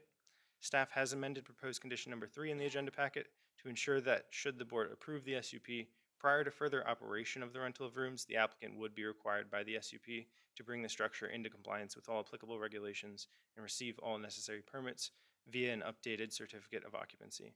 That concludes my presentation. I'm happy to answer any questions you may have. Thank you very much. Thank you, Mr. Halverson. Any questions for staff? If not, Mr. Rogers. All right, on this one, my understanding was Planning Commission briefed originally, but wasn't part of this subsequent relook. Am I got that wrong? And deferred till On this one, January. I've got nothing. Okay. So thank you, Mr. Rogers. Okay, let me go ahead and open the public hearing. Any speaker cards? No speaker cards, so close the public hearing. I'll move the deferral. Okay, the motion to The defer. motion to defer till the January 12th, 2027, I think that's what you said, meeting? Okay, we have a motion to defer. Mrs. Stevens, call the roll, please. Ms. Wainwright? Aye. Ms. Knoll? Aye. Mr. Eisenhower? Aye. Ms. Larson? Aye. Mr. McGlinnan? Aye. Motion carries. Okay, thank you very much. We now move on to our next item, which is our last public hearing for the evening, which is disposition of property. Oh, I'm sorry, it's not our last. I was gonna say. Disposition of property located at 179 and 191 Clark Lane in the Moors. And so, Mr. Poller, welcome. Good evening, Mr. Chair, members of the board. Before your consideration this evening is the disposition of property that the board approved acquisition for, commonly known as the Clark Talley property, back in June of 2023. In June of 2024, the property was rezoned from R2 to R3. The property is the site of planned 47 units for what we're now calling the Moores Subdivision. This will be a development in partnership with Habitat for the Peninsula and Greater Williamsburg. The property is going to be developed in phases. Before you today primarily is what you're seeing there is the first phase, phase 1, which is comprised of 8 lots that will site 4 duplex units. The site plans require that water and water elements be conveyed to the service authority and along with the wastewater lines. If you approve this evening, you're also allowing the conveyance of the lots these lots will be placed into the community land trust that we are creating. It's also the conveyance of the utility easements for the approved development and an execution of a memorandum of understanding with Habitat for Humanity for the development of the affordable homeownership housing on the property consistent with the approved Clark Talley residential rezoning plan, master plan. If you have any questions, I'm ready to answer them. Any questions for Mr. Pollard? Let me just ask you to speak on this for a second. This is really just an effort to sort of rationalize and clean up the property lines within this proposed subdivision. Is that right? Correct. This site plan does clean up a number of property lines. You may recall there were 7 original properties that we purchased, and in this part of the site plan, we are reconfiguring the existing lots to these lines for the 8 units so that they can house the 4 duplex units. Any other questions for staff? If not, I will open the public hearing. There's no PC report tonight, and no speaker cards, so I will close the public hearing and ask the board for its direction. I'll move the resolution. A motion to approve the resolution. Mr. Stevens, would you call the roll, please? Ms. Larson? Aye. Ms. Knoll? Aye. Ms. Wainwright? Aye. Mr. Eisenhower? Aye. Mr. McGlinnan? Aye. Motion carries. All right. Now, we're to the last public hearing, which is Z230004, MP 230001, Westwood Park rezoning. We have Morgan Reisinger. Thank you, Mr. Chair and members of the board. Mr. Jason Grimes of AES Consulting Engineers and Mr. Vernon Getty of Getty, Harris, Frank, and Hickman have applied on behalf of ABVA Development to rezone an approximately 79.56 acre portion of property located at 4601 Ironbound Road. The property is currently zoned PL Public Land, is inside the primary service area, and is designated as mixed-use Eastern State on the 2045 Comprehensive Plan land use map. This application requests to rezone the portion of the property from public land to plan unit development residential. The proposed development includes a maximum of 139 residential units, of which 82 will be single-family detached units, and 57 will be single-family attached and multifamily units. This corresponds to a proposed residential density of 2.57 units per developable acre, which does not require density bonus points. 16% of the residential units, or 23 units, will be made affordable for households making up to 80% of the area median income, and 4% of the units, or 6 units, will be made affordable to households making up to 60% of the area median income. The proposal also includes a maximum of 24,000 square feet of commercial uses. The proposed landscape buffers for the site include a 50-foot wide buffer from the properties adjacent to Discovery Park Boulevard and a 100-foot wide buffer from the border with Charlotte Park in Newtown. A 150-foot wide buffer will also be provided from Route 199. Proposed recreational amenities include a swimming pool and bathhouse, at least 5 acres of passive parks, including areas for picnics and grilling, 2 playgrounds, and at least 3,000 linear feet of soft surface trails. A total of 48.5 acres of open space will be provided, including 25.4 acres of non-developable land and 23.1 acres of developable land. The traffic impact analysis for this application stated that the development would generate 356 a.m. peak hour trips, 458 p.m. peak hour trips, and 4,600 daily trips.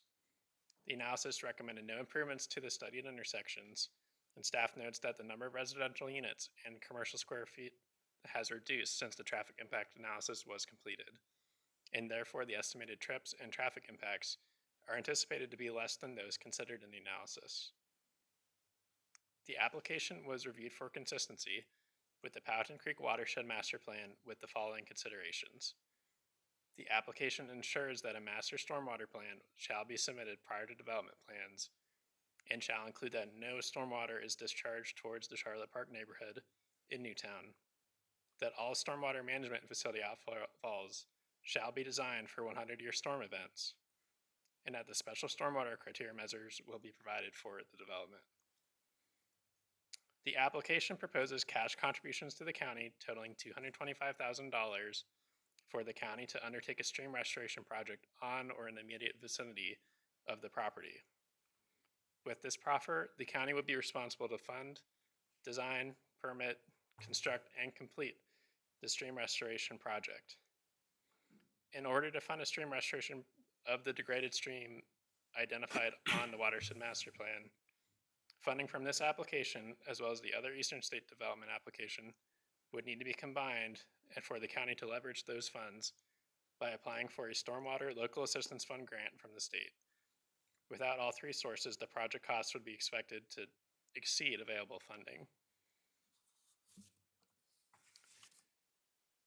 The application includes 3.6 acres of land along the stream on the eastern side of the property, proposed to be included in a natural open space easement. This land is designated as the Powhatan Creek Protection Area as shown on the master plan. With all these considerations, staff finds the application is generally consistent with the Powhatan Creek Watershed Master Plan. Staff finds the following factors favorable for the application. The proposal is consistent with the zoning ordinance and adopted policies. The proposal is consistent with the mixed-use Eastern State designation text, workforce and affordable housing recommendations, and the character design guidelines, and is therefore generally consistent with the 2045 comprehensive plan. The development is expected to have a positive cumulative fiscal impact of $4,282,617 through the year 2050, or $171,305 annually. The proposal passes the adequate public schools facilities test. The proposal passes the adequate transportation facilities test, and Parks and Recreation Department staff found their proposed amenities consistent with the Parks and Recreation Master Plan. Staff finds the following factors unfavorable for this application. The proposed land area percentages are not fully consistent with the mixed-use level 1 description, and the proposed densities and intensities are not fully consistent with the mixed-use level 1 description. At its April 2nd, 2025 regular meeting, the Planning Commission recommended denial of the application by a vote of 5-1.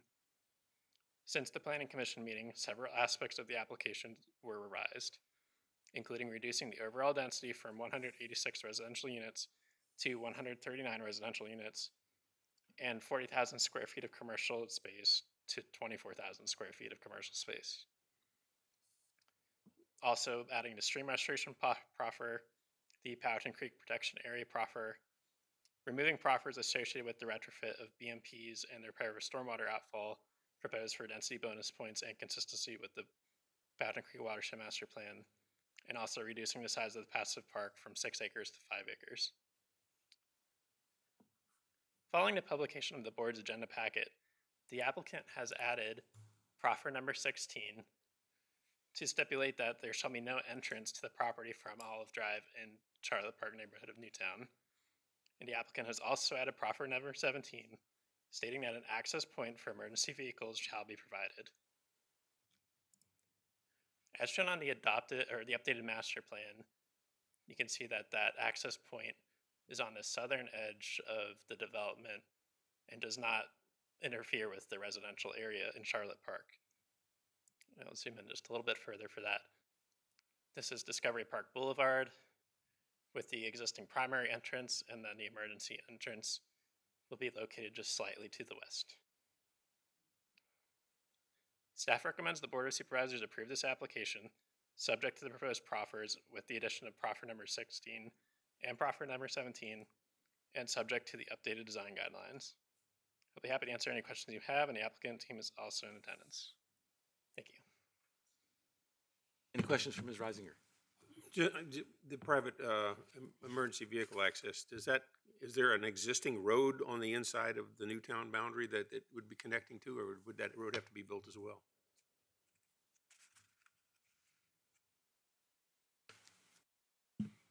If you're familiar with the end of Discovery Park Boulevard, it has a terminus, which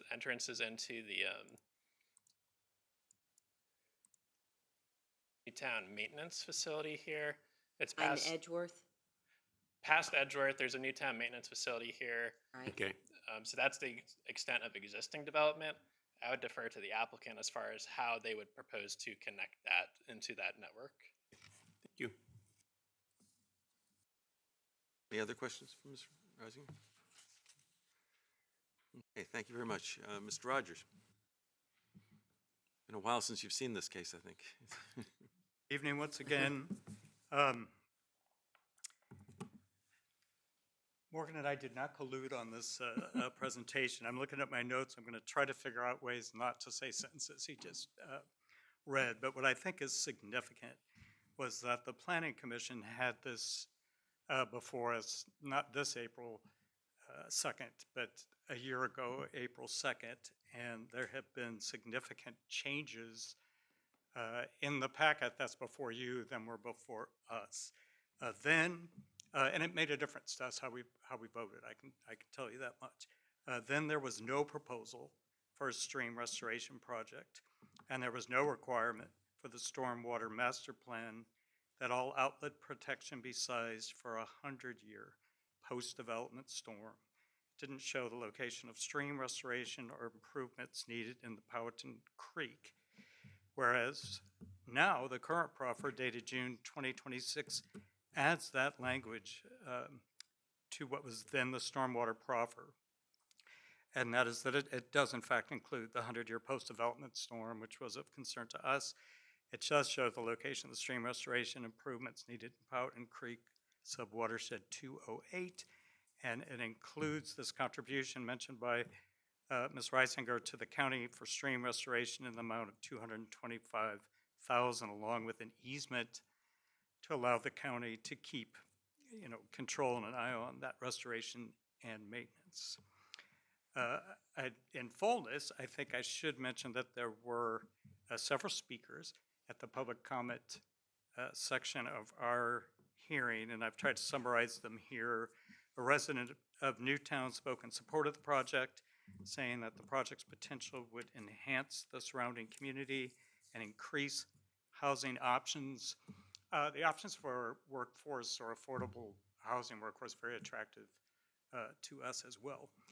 Another resident expressed concerns about the proposed development, focusing on the potential environmental impact and its compatibility with surrounding areas. We had a representative of the Friends of Powhatan Creek who spoke to us and also raised concerns about watershed health, noting that the continued development in the Powhatan Creek subwatershed would further degrade stream quality and would strain existing stormwater infrastructure. That speaker urged careful consideration of cumulative environmental impacts and called for more stringent mitigation measures. One of our commissioners asked the applicant, this was in connection with the affordable housing aspect of the development, if the HOA contributions were factored into the cost of the proposed affordable and workforce housing.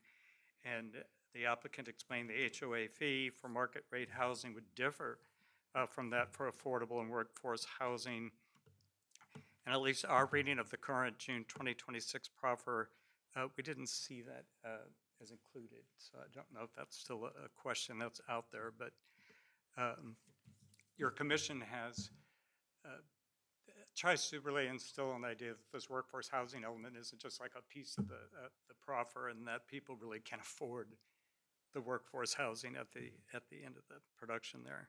Really, where we arrived and where we voted, which was not in support of the community as planned then, was our idea that we're not sure we as a planning commission are giving significant consideration to the overall cumulative environmental impacts. That we're seeing these proposals for subdivisions and neighborhoods come one at a time. They all talk about the stormwater, they all talk about the BMP locations, and we're not sure, or we weren't convinced, at least in April of 2025, that enough had been done to show that stormwater and erosion in the Powhatan Creek would be protected.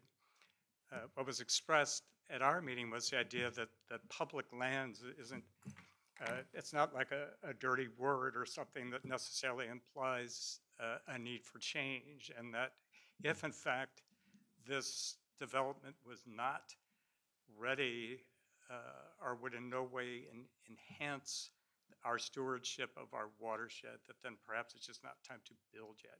There was discussion in our meeting that no matter what they did with this development, wasn't going to stop this uninhibited water that was going to run down from the Eastern State property, which is itself, a subject of yet another proposed development.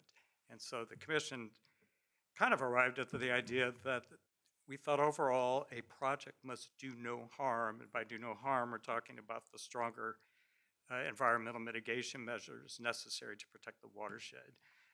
So on a roll call vote, we voted 5-1, recommend denial of the Westwood Park rezoning. Now, one commissioner who voted in opposition was asserting that placing the cost of developing this stormwater management plan on applicants that are still in the design phase is just an unreasonable cost, and that we as a planning commission are going beyond our authority to try to push all that into the applicant. I'm happy to answer any additional questions. Thank you, Mr. Rogers. Anybody have any questions for the Planning Commission? Not this time. All right, the hearing was open at an earlier meeting, and so we will continue with that meeting today and start with the applicant, Mr. Getty. Mr. Chairman, members of the board, I'm Vernon Getty of 1177 Jamestown Road. It's my pleasure to be here representing the applicant, ABVA Development. Mike Youngblood, one of the principals of ABBA, is here. The team before you, Jason Grimes with AES, is here, as is John Hopke. ABBA is a locally based development company that's developed many, or really most, of the residential neighborhoods in Newtown, including Charlotte Park, Roper Park, Shirley Park, Chelsea Green, and Abbey Commons. They've also developed a number of commercial buildings in the development and mixed-use buildings. You all know the property is owned by the Commonwealth and is part of the Eastern State property and has been declared surplus and is being sold. We've been at this for over 6 years now. Proposal was first put forward in the last comprehensive plan update and has been described. It was a significantly more intense proposal and different proposal at that time. There were 150 multifamily units, 190,000 square feet of commercial uses, and 85 single-family homes with 2 road accesses.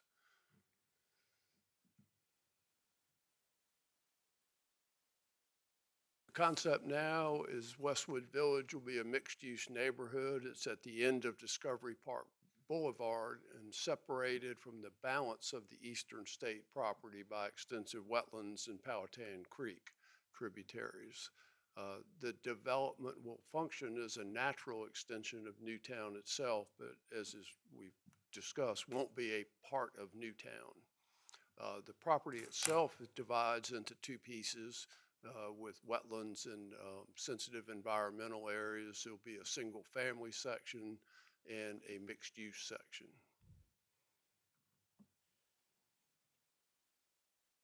The western parcel, the larger parcel, will emulate the existing development patterns of Newtown's Charlotte Park, although less dense and more private, and it really completes the natural progression of Newtown, starting at the town center to more multifamily, dense development, Charlotte Park, single family, detached development, and this is the least dense, and it'd be the northern edge of the development looking at it. The east parcel will feature a central square here.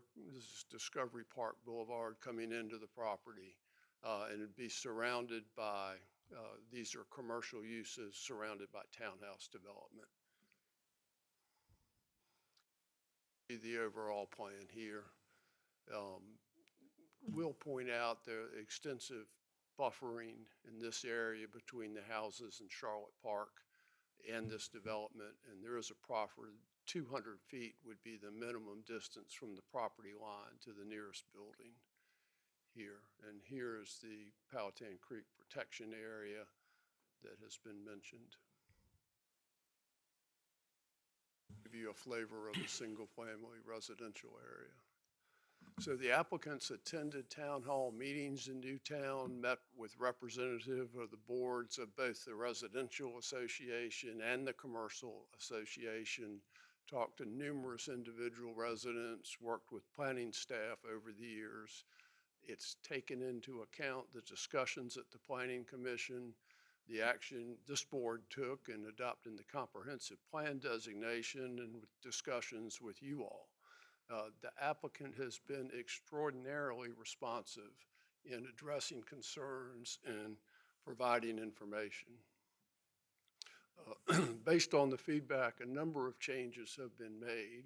The development is not legally a part of Newtown, nor does it use the Newtown name. The second access road at Olive Drive has been eliminated both by proffer, by not showing it on the master plan, and the right-of-way for that access has actually been conveyed to the Newtown Residential Association. The only road trail connection is at Discovery Park Boulevard. Westwood Park will have its own independent owners association and separate recreational amenities. And as has been said, the development intensity has been significantly reduced. There are 139 total units now, 82 single families, 57 townhomes, multifamily units, and 24,000 square feet of commercial. Obviously, the reduction in units reduces impacts, and at this point, no density bonus is required for this development. They've expanded the buffer, as I showed you, along the back of the Charlotte Park neighborhood. They've included a cash proffer for stream restoration. And I will note, as the number of units dropped, they held the amount of that cash proffer the same. So the per unit amount has gone up, but they held the $225 amount originally offered. They've added the Powhatan Creek protection area. It's additional natural open space adjacent to the impacted section of Powhatan Creek, and no stormwater discharge will be discharged through that area. They've added now 2 tiers of affordable workforce housing.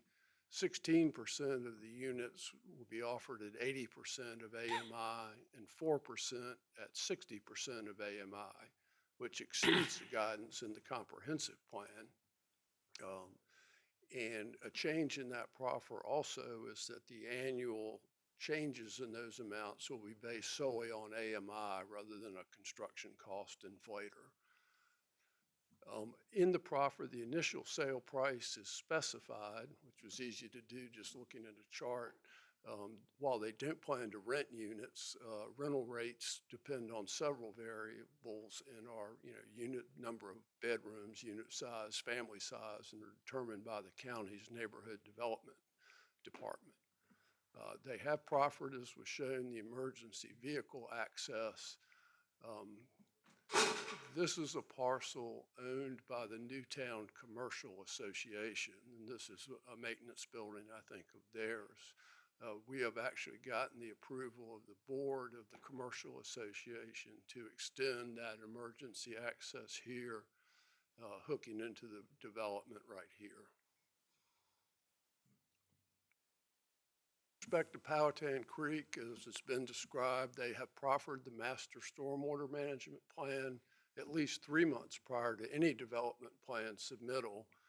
It must be reviewed and approved by Stormwater Division, and all 100-year post-development storm protections are required in that plan. And there's included a specific proffer that no post-development stormwater would be discharged toward the Charlotte Park neighborhood. I think we all recognize it would take a cooperative effort of all the stakeholders here to actually perform the stream restoration at Powhatan Creek here. There are 2 property owners, the county, the state. After the Planning Commission meeting, the applicant actually retained Stantec to develop a cooperative plan, and Meetings were held with the applicant for the other Eastern State property, representatives of SRP and state, and even a planning commission member participated. They walked the stream, and that led to the $225,000 cash contribution from this property and the grant of access easements.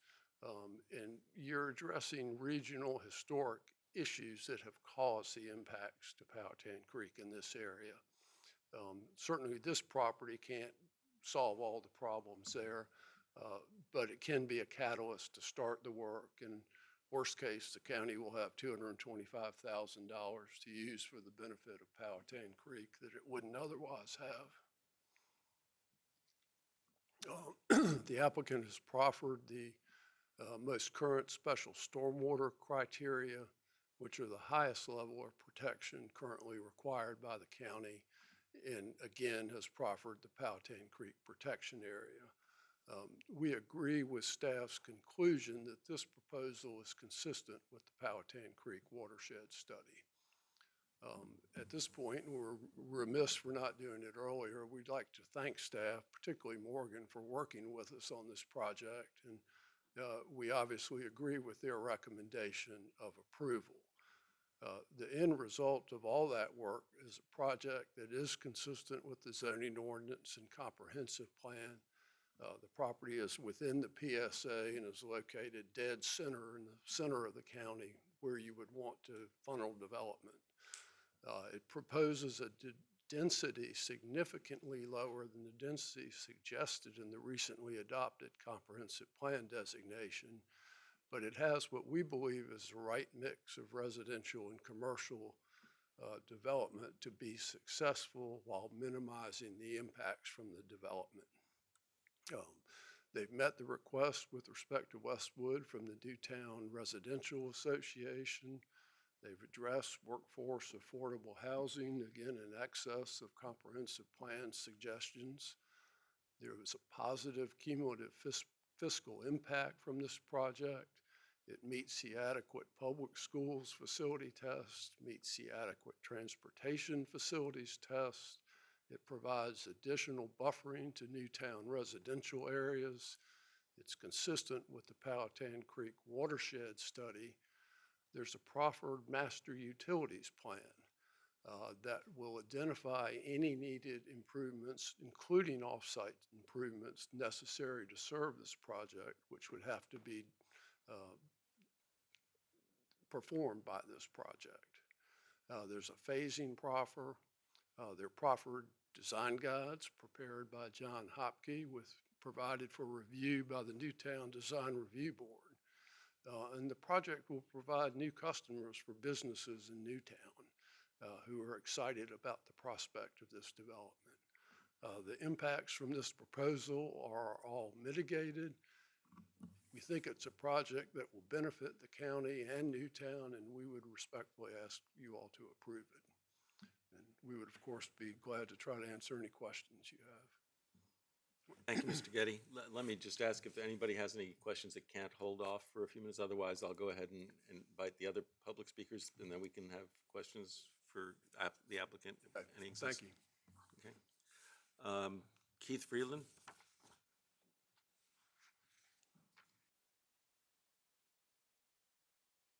Evening, Mr. Chairman. My name is Keith Freeland. I live at 4008 Cold Spring Road, and I'm here to express my strong support for the proposed Westwood Park rezoning. In addition to living in this community, I work for Movement Mortgage, a leading independent mortgage bank here in the U.S., and maintain an office on Courthouse Street in Newtown for the past 12 years. Throughout my career in residential mortgage banking, I have helped families achieve home ownership and see firsthand both the opportunities and challenges facing potential homeowners in today's market. I believe this project represents a thoughtful and necessary investment in our county's future. The proposed 79.56 acre development adjoining Charlotte Park in Newtown would deliver 82 single-family homes and 57 townhomes, with a meaningful portion contributing to more attainable housing opportunities.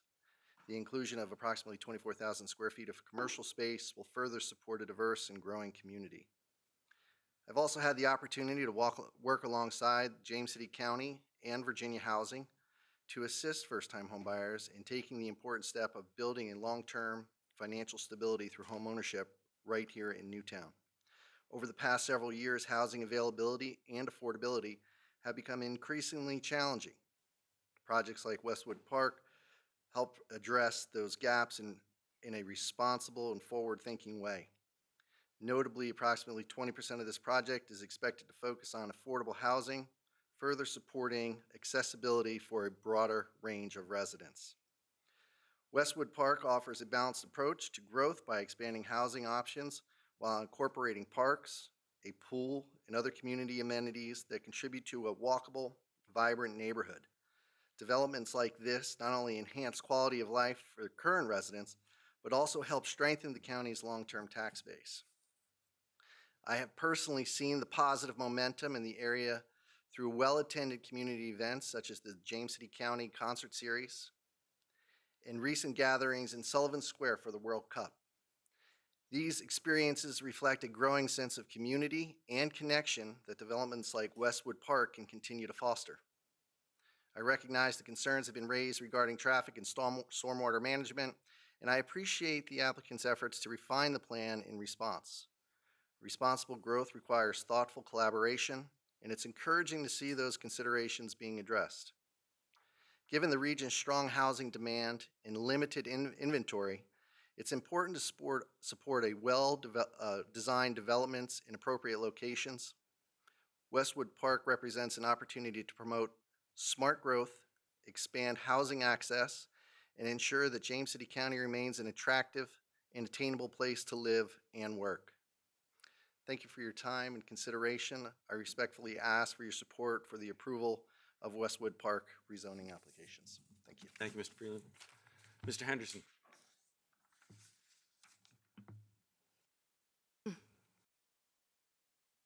Thank you, Mr. Chair. Chris Henderson, 101 Keystone. I do want the board to recognize the great restraint that I exhibited earlier, because I could have commented on a lot of things, but I know the agenda was long. But this is a terrific development. And we really need to compliment Mike Youngblood and his development team for the thought that has gone into this project.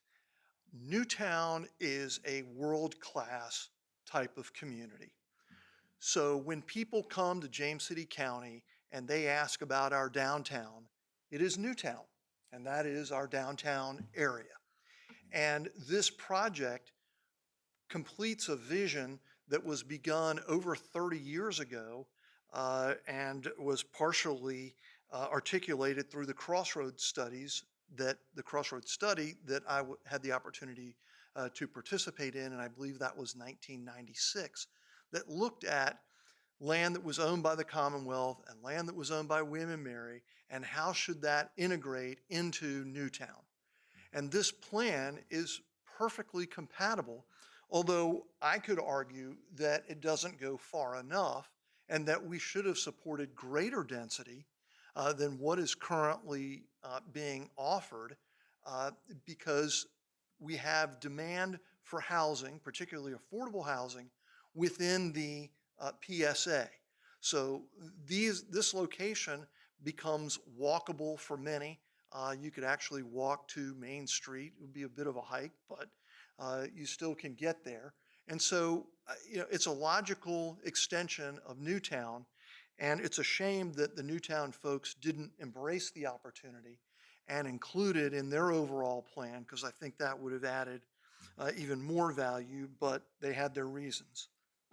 The exhibit that's up there is somewhat misleading to people who are looking at it, because the rezoning for this application is not the entirety of the area in red. It is only a portion, a smaller portion, and then the balance is a part of the Cardinal Ridge application, and also there's a piece that belongs to Colonial Behavioral Health.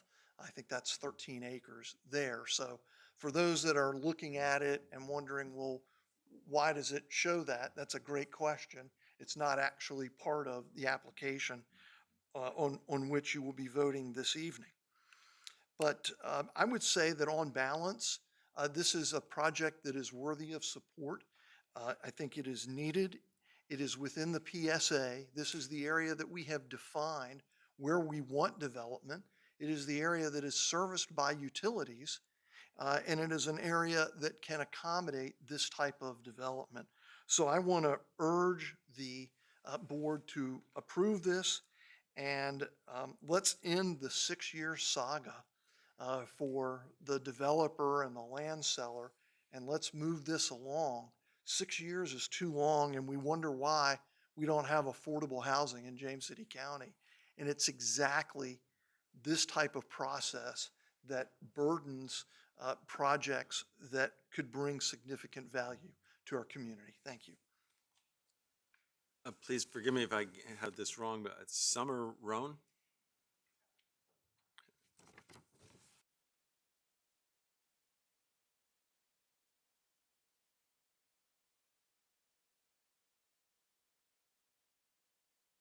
Hi, Summer Rona. I live at 5435 Center Street in Newtown.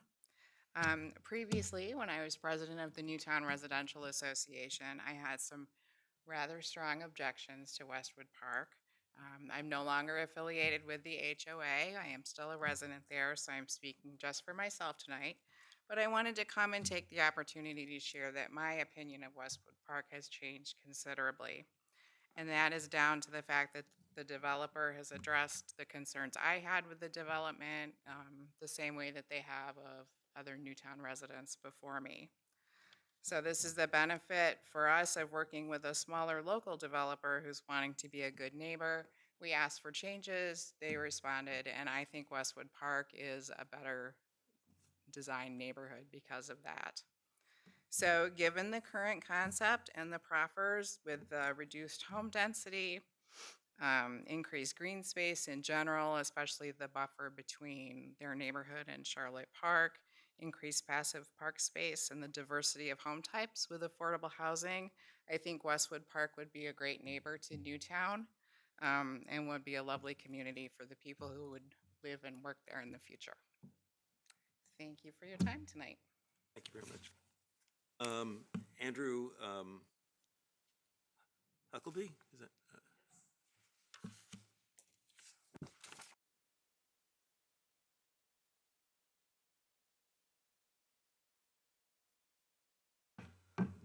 Right, first of all, I'd like to apologize earlier for dropping my clipboard and making that loud noise. Everyone's awake now. Okay, so you've probably heard me speak in the past. You know I'm probably going to speak not in favor of this.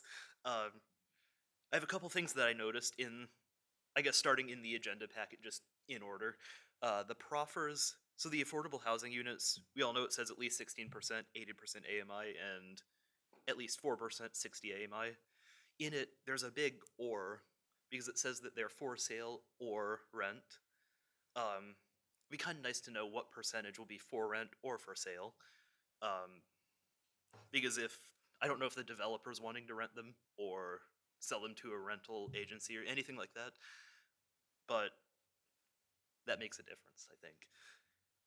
And then 9 and 10 for stream restoration. Common concern. The $225,000 is nice, but that's contingent on the grant and the other development that I will not name, the other proposition. So that could leave the county on the hook for some amount of money. And then 12 and 15 together, the Water Conservation and Utility Master Plan. Reading in the proffer document, it says that it's going to be done and sent to the, or approved before the conceptual plan is approved. It would be nice to have it approved now, so it's not, negotiating with the county later after this rezoning had already been approved.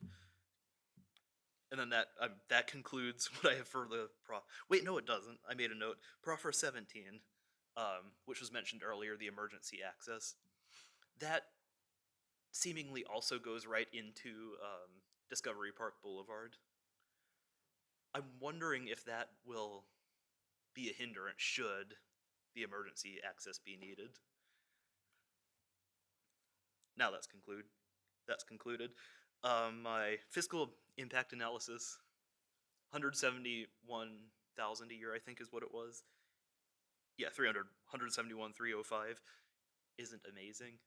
Not the worst, but it isn't amazing. And then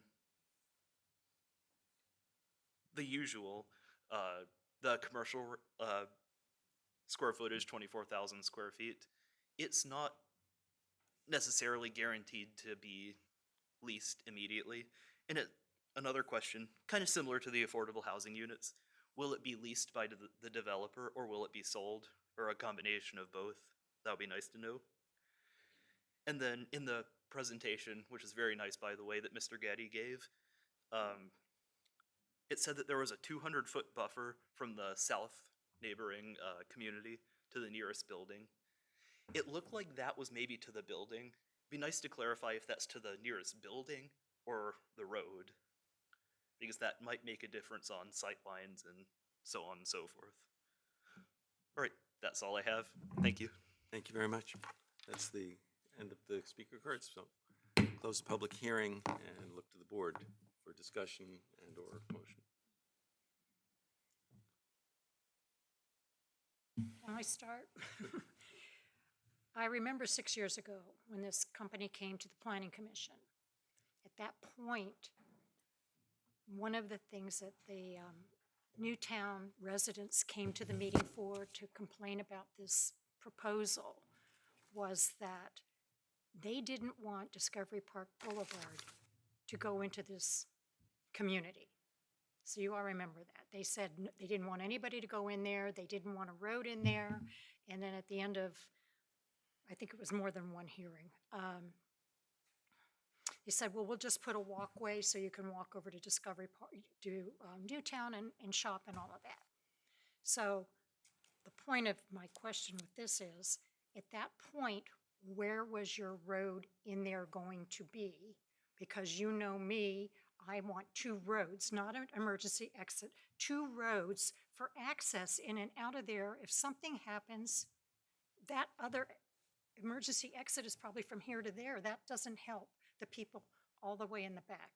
Now, you can go, I've been looking on, there's a little road behind Tuning, what's it called, Fisher or something, before Galt, between Tuning and Galt. There's another little road that seems to go back. It would be behind the health building, or they could come off Galt. So where were you planning to have your road 6 years ago when you said you wouldn't go into Discovery Park? Actually, the main entrance into this development has always been Discovery Park. Right, but then you discussed it. Where the controversy is when Charlotte Park was platted, there was a right-of-way reserved at the request of the county at the end of Olive Drive to provide access to this property. Right. That would have been the second entrance, and that is what generated all the objections from folks in Newtown and Charlotte Park, and that's what the applicant agreed to eliminate. Jason can speak to other potential entrances, but I think given the topography and environmental constraints, there's not a realistic other option. I think you did a really good job engineering. So, to Vernon's Excuse me, point, you just mentioned. I'm Jason Grimes with AES Thank you. Consulting Engineers, 5248 Old Town Road. So we've looked at other connections. Unfortunately, what people brought up is there's a lot of environmentally sensitive areas around the perimeters of the project. Any connection across those would be detrimental to the wetlands and the environment. So Olive Drive was the logical when Chris mentioned the crossroads study that looked at this piece of property. It was always envisioned that Olive Drive would extend. The county had actually asked us, we actually removed a unit back when Charlotte Park was developed to maintain that potential to connect through Olive Drive. But obviously, the residents had concerns about that, and trying to honor the neighbors, we agreed to remove that. Understand that the emergency access is not the greatest situation, but we did want to be able to provide alternative access points. But that's only to the for property. emergency vehicles. That is not for residents. Correct.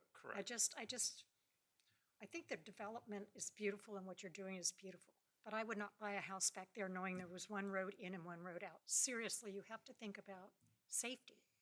And if something happens back there, if nobody has anywhere to go, they're hostage. I would point that this isn't a unique situation in the county, in the general vicinity.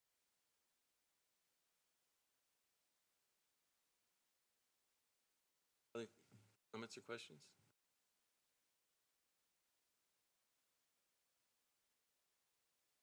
What, maybe Vernon, you know this, what is the main, I guess I'm a little like, Newtown doesn't want anything to do with this, it appears, or some of the residents. The traffic, I mean, to me, HOAs get more expensive, so you get more people that help contribute to an HOA to help keep up the amenities that you have, and amenities are going up all the time. Is traffic the big driver? Hesitate to speak for those Okay. folks, but I think traffic at that point was one. I think there was a feeling at that time that some of the amenities in Newtown didn't have the capacity for more residents. And again, those were pretty strong feelings, so the applicant pivoted and said, all right, we can set up our own. Okay, and your amenities, or the applicant's amenities will be open to all? So if you're in a unit that's an affordable unit, you'll be allowed to use the pool, the park, the trails? Exactly right. Okay. All right. And I think I read, when I was reading, it looked like the Powhatan Creek restoration, I think it was $16.91 per unit sold. Right. Then that's going to get to the $225? Yes. Okay. You expect every unit to be sold Do. in there? Yes, we do. Okay, there's been good buzz and Yep. people are wanting to move in. I mean, they've had 6 years to make a plan, so I would think that they could have put their house on the market and sold all their belongings, so. I think this will be very popular. Okay, all right, thank you. Great, Those thank were my you. questions. Just on that, is there, I know sometimes you have these things where it's per unit as they're sold and that amount of money gets put over or whatever. Yeah. Is there a certain time period at which the balance gets paid anyway? Yes, there even if they is. haven't been sold? What was it? It was 5 years. 5 years, okay, Yes. that's what I wanted to confirm. Yep. And then maybe either you or maybe one of the other folks, aside from the affordable housing, what are the price points we're looking at for the single-family homes that are the 82 and then the townhomes on the other?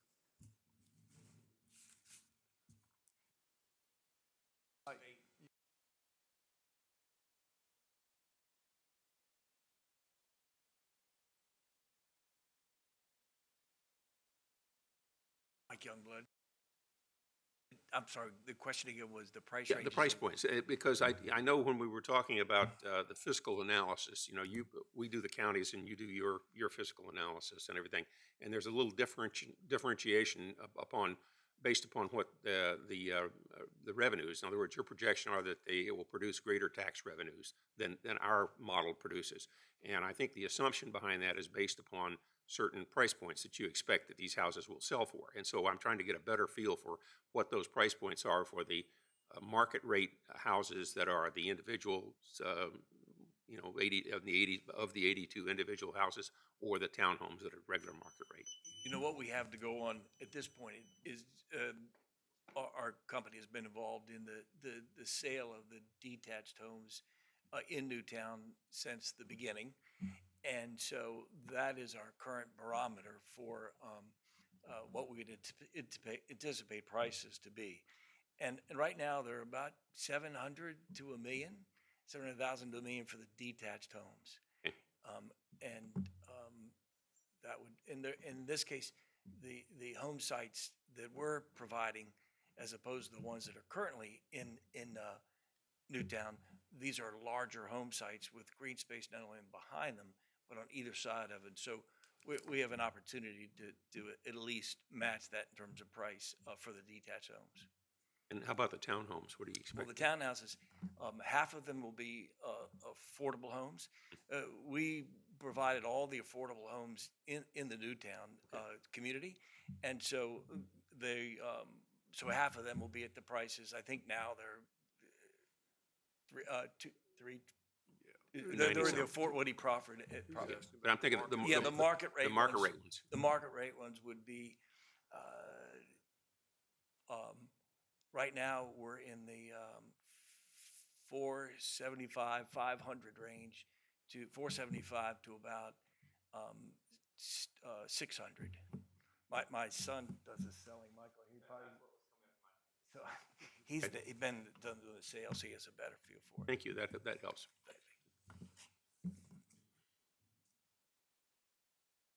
Questions? Thank you.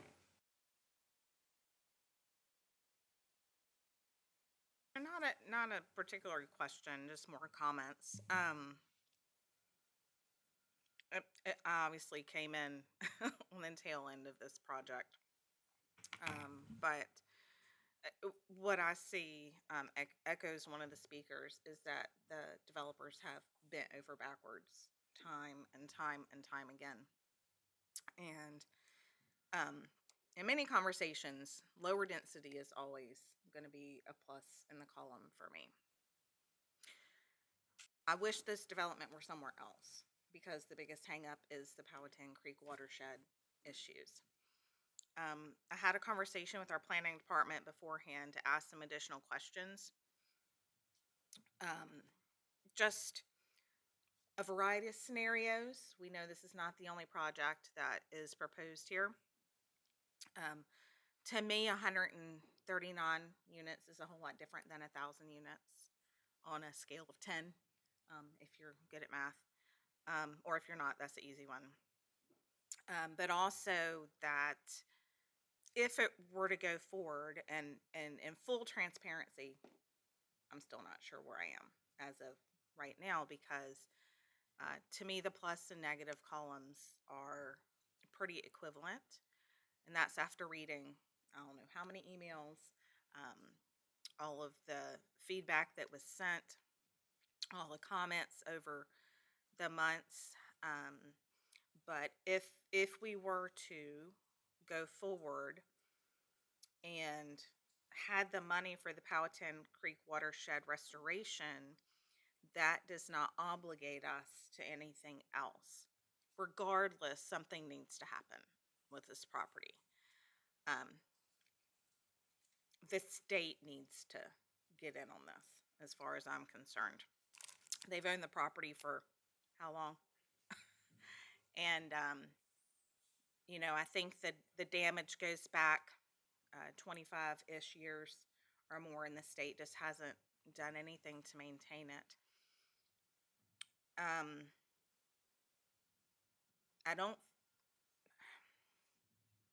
The feedback I got, and we're listening to staff, we're listening to planning, it fits the comprehensive plan, it fits the rest of the development in this area. They have proffered to help manage the stormwater issues in the Powhatan Creek watershed issue so that there's not further damage. We won't even pretend that $225 is going to do anything. I mean, it's, you know, taking a nibble out of the apple. So this development it does not a make or break for that getting fixed, and we can't pretend that it will make a big impact one way or the other. But because of that, this location is a challenge, and so I don't. But I'm not a Barbara, and I have this Mrs. Knoll and I have this discussion all the time. I live in an area that's a one-way in, one-way out, and I love it. I love the fact that anything happened, we could close it off and protect ourselves. So, and I agree, the emergency vehicle addition is not far enough to where it would add anything, but I also understand the challenge that you really don't have any other options here. So that's not a deal breaker for me. So I'm just very curious. I think the other supervisors have asked good questions and just other feedback, because right now I'm in the equivalent in the plus and minus column.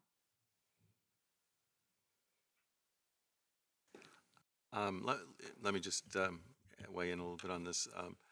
So initially, I was not very enthusiastic about the proposal, partly because of the scale of the development. And I want to give props to the developer for significantly reducing the number of units that are involved here, and the commercial space. I also think that what they're doing is truer to the kind of urban village concept that we know Newtown is about, and that we expected to be here. I'm not under any illusions about the ability to address the Powhatan Creek situation. We have never gotten the kind of funding from the state local assistance fund, stormwater local assistance fund, that we would really need to carry out the project alone. And I don't see it being resolved with any of the other proposals that are out there. So there is at least some money that will be put aside, I hope, for addressing Powhatan Creek as we are able to do that. And I hope we'll be able to make a commitment to do it on a more rapid pace than pure reliance on development and the state's limited funding would allow. But in this case, I think the things that are finally moving me in the direction of supporting this proposal are the reduction, the significant reduction, without sacrificing of an effort to address affordability. And those affordable units, I think, are important for us to be able to demonstrate that we are trying to find a mixture of ways to address affordable, not through any one particular building or structure or development parcel, but rather by incorporating that affordability as much as we can, mixed in with market rate housing, and using somewhat more innovative or unusual techniques, such as the conversion of the Fort Magruder into an affordable complex. So at the end of the day, I think my guess is there are folks in the audience who would readily suggest that I am pretty hard on proposals for additional development. And I usually would say I'm always looking for something that adds something to the community. And I think on balance, this does. It's not perfect. It's not something that I would say, gee, I'm really enthusiastic about jumping on board. But I think it does provide a different kind of approach that was responsive to the residents in areas around this development, and was something that is of a size and scale that is not going to be overwhelming for our ability to incorporate it into the community. So just leave it at that. Sure. Well, first of all, let me thank staff for all the time that you have given to this, and to the applicant as well, and anybody that's been engaged in this process, because this has been quite some time. Jason's had a kid almost graduate from college probably by now.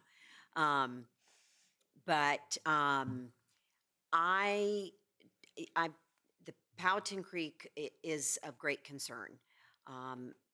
However, it is not going to be fixed with one fell swoop. We didn't get here because of what this development is going to do. And I do think we do need to get very heavy in our advocacy to the state to try to get some attention, because there's work going on now on the Eastern State property that is also going to add to the Powhatan Creek issues.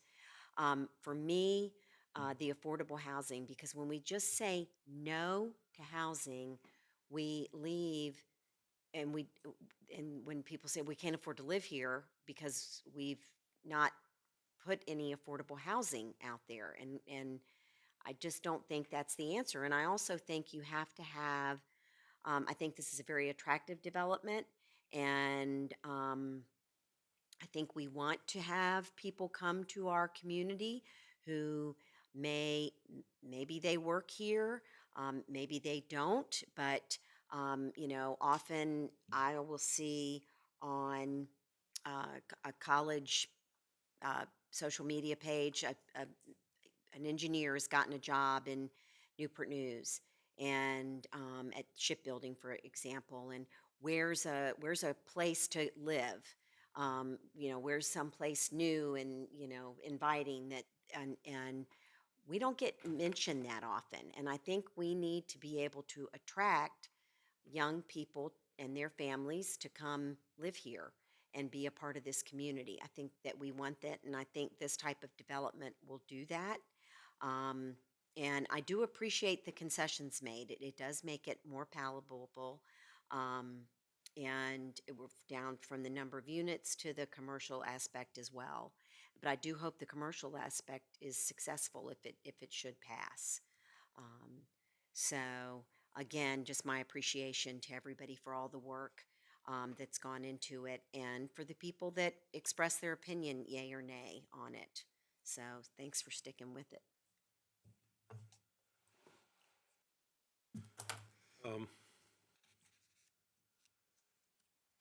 This comes to us with a staff recommendation of approval, and of course, the Planning Commission had talked to us earlier about their recommendation of denial and how that was based on older factors that have changed for them over the time period. But like everybody else, I want to take a look at the pros and cons of this and try to put this in balance. I'll start with the entrance issue, and that is that one of my earlier experiences with this was with Seasons Trace. Seasons Trace is a 800 house community that has one way in, one way out, and it has a pond that tends to flood right at the entrance, and it can block the road. Well, I believe the Westmoreland was the other community on the other side, accessed off of Old Town, and it wanders in, one way out. Both of these communities at one time had dedicated lots back to back that would have allowed for interconnection between the two communities. And we were discussing at the comp plan interconnectability. And it would seem to be a reasonable thing to do.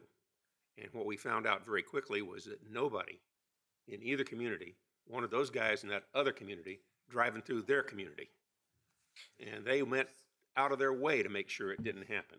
And they wound up taking those lots and building houses on them so we couldn't put a road through between. So I understand that the desire, and when we can, it's desirable, I think, to have two ways in. But the reality in the way our topography is and the way our community is developed is that there are a lot of places that are one. The pros on this, positive fiscal impact. It is positive. Even our analysis shows it's positive. Ours shows it considerably less positive than the developers does. So, if it does work, I hope theirs is more accurate than ours, but ours is what we have decided we're going to work from, and it's a very conservative estimate. So it is positive, but it's not by a great deal. The affordable housing, I think, is probably one of the most phenomenal aspects of this. They've met our policy. We've got 80% AMI for 23 of the units. It's and then 60% AMI for 6 of the units. The developer has been very responsive. I can tell you I've been to town hall meetings I had where They were catching javelins left and right, and they listened, and I think they addressed most of the issues, and I think that the issue of that second entrance off of Olive was one that was very, very near and dear to the hearts of everybody in Newtown, and they accommodated that. They have reduced the density considerably. There's considerable open space. There's good buffers, all sorts of things that I think are positive about it. And I do want to commend the developer on making that happen.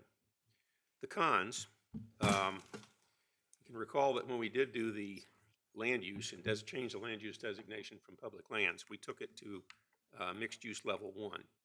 And the developer came in with a request for a planned unit development residential, which is similar but not the same. And that's where we get the staff mentioning that the land area percentages and the densities and intensities were not fully consistent with the mixed use level 1. It's predominantly a residential community. It has very little commercial aspect to it. The increases in traffic on Discovery Boulevard are about 1,000 trips a day, probably slightly less than that now that there are fewer houses and everything, but does represent about a 25% increase over what's currently there.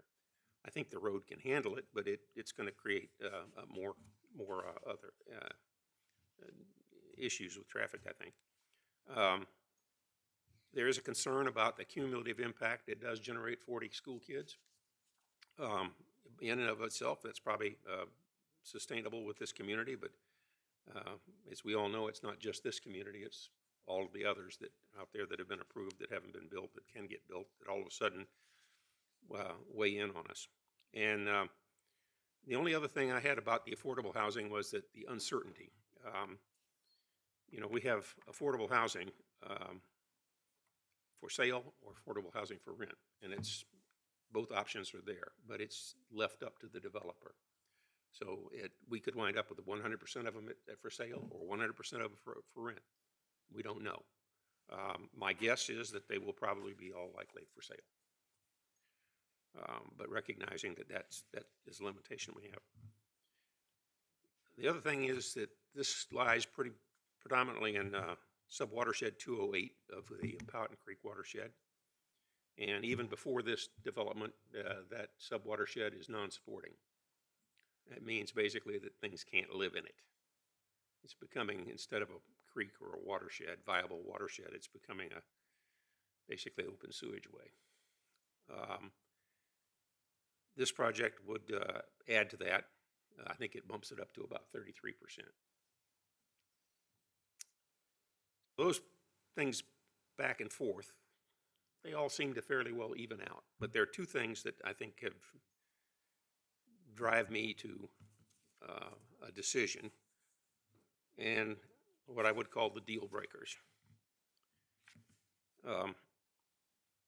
Anytime we're going to do something like this, my first question I ask is, what's in it for the taxpayers? What is this going to cost the taxpayers of James City County who already live here? Because we know that there will be some costs for those of us who are already here. It's not going to pay for itself all the way. And the first one is that Eastern State stream restoration. We estimate about a $2 million cost to do the stream restoration. Now that's an old figure. That was from the watershed management plan that was about 4 years ago. I would hazard a guess that the cost of that restoration have probably increased. And the problem has been caused by the state not properly maintaining the property. We don't have the ability to force them to do it. So they haven't maintained the property. It's in bad shape. They know it, we know it. They want to unload it. They don't want to put any money into it. The developer, to his credit, I would say, they don't want to put any money into it, but they're putting some minimal money into it. And between the two, it looks like we might get a little less than half of the old estimated cost of repair. And that the The hope is that we would then get stormwater grants from the state to fill out the rest. I can almost guarantee you that no matter what we get in the way of proffers and what we get from stormwater, that there will be a residual bill, probably a considerable residual bill for stormwater restoration on this piece of property that will be borne by those who are currently living here right now.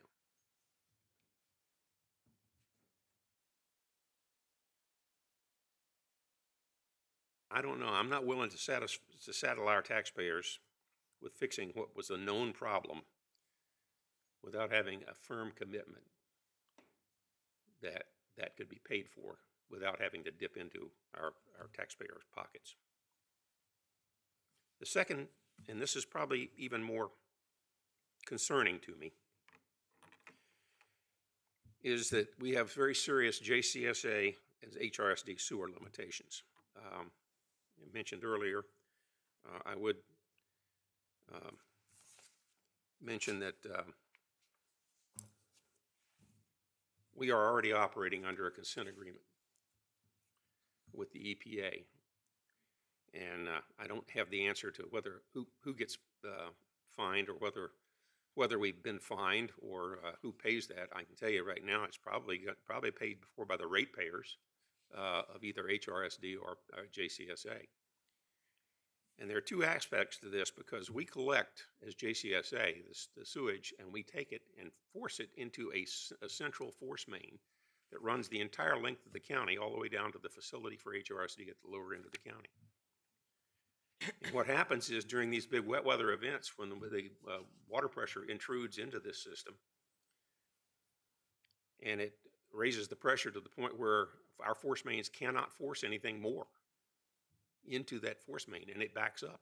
And when it backs up, it spills. And when it spills, we've got pollution out on the ground. We are operating in Newtown, the Newtown pump station, that this development would have to use, is already operating at or near capacity. It's going to require, I think, some addition or some improvement to be able to handle it. But then the concern is that it's not just this 139 homes that we're pushing that additional sewage into that force main for HRSD. It's the other 7,000 that have already been approved that we haven't had built yet. And so we're building ourselves a really bad trap. We were completely unaware of I knew we had some overflow issues, but I was unaware of the capacity limitations until we were briefed about that at our meeting in January this year.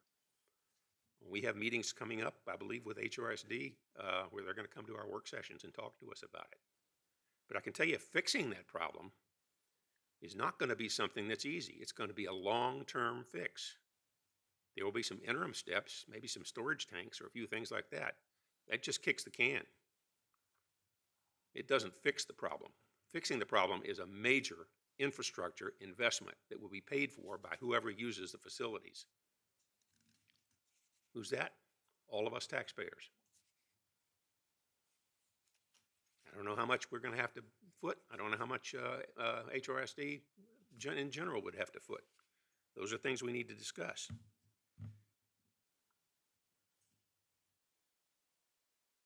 I think it's basically unwise to keep adding to that inventory until we have a better idea of what the long-term solution is.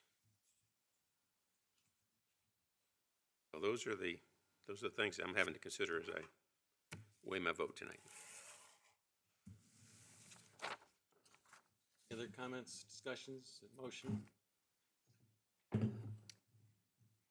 I'll move the resolution for the Westwood Park rezoning. Inclusion of the two additional offers. The 17. correct. Stevens, would you call the roll, please? What we're voting on, we couldn't hear down here. Oh, with the addition of the rezoning, with the addition of the two additional proffers that were talked about. Sorry. That's okay.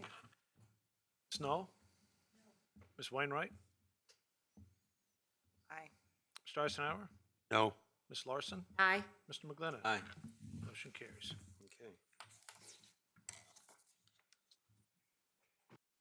I was disappointed that Mr. Freeland did not introduce himself as the husband of the outstanding Mrs. Freeland, teacher at Matoka Elementary School. Uh-oh. Yeah, he's in trouble now. Yeah. We have one board consideration tonight, which is the CIP financing reimbursement issue. And Ms. Holland, how are you? Well, good evening. Thank you. Good evening. Chair, members of the board, the resolution before you provides the county's official intent to reimburse eligible expenditures with proceeds from a borrowing. Staff from the Department of Financial and Management Services brings this similar material to the board for approval near the beginning of each fiscal year when the county may issue debt to fund certain capital improvements.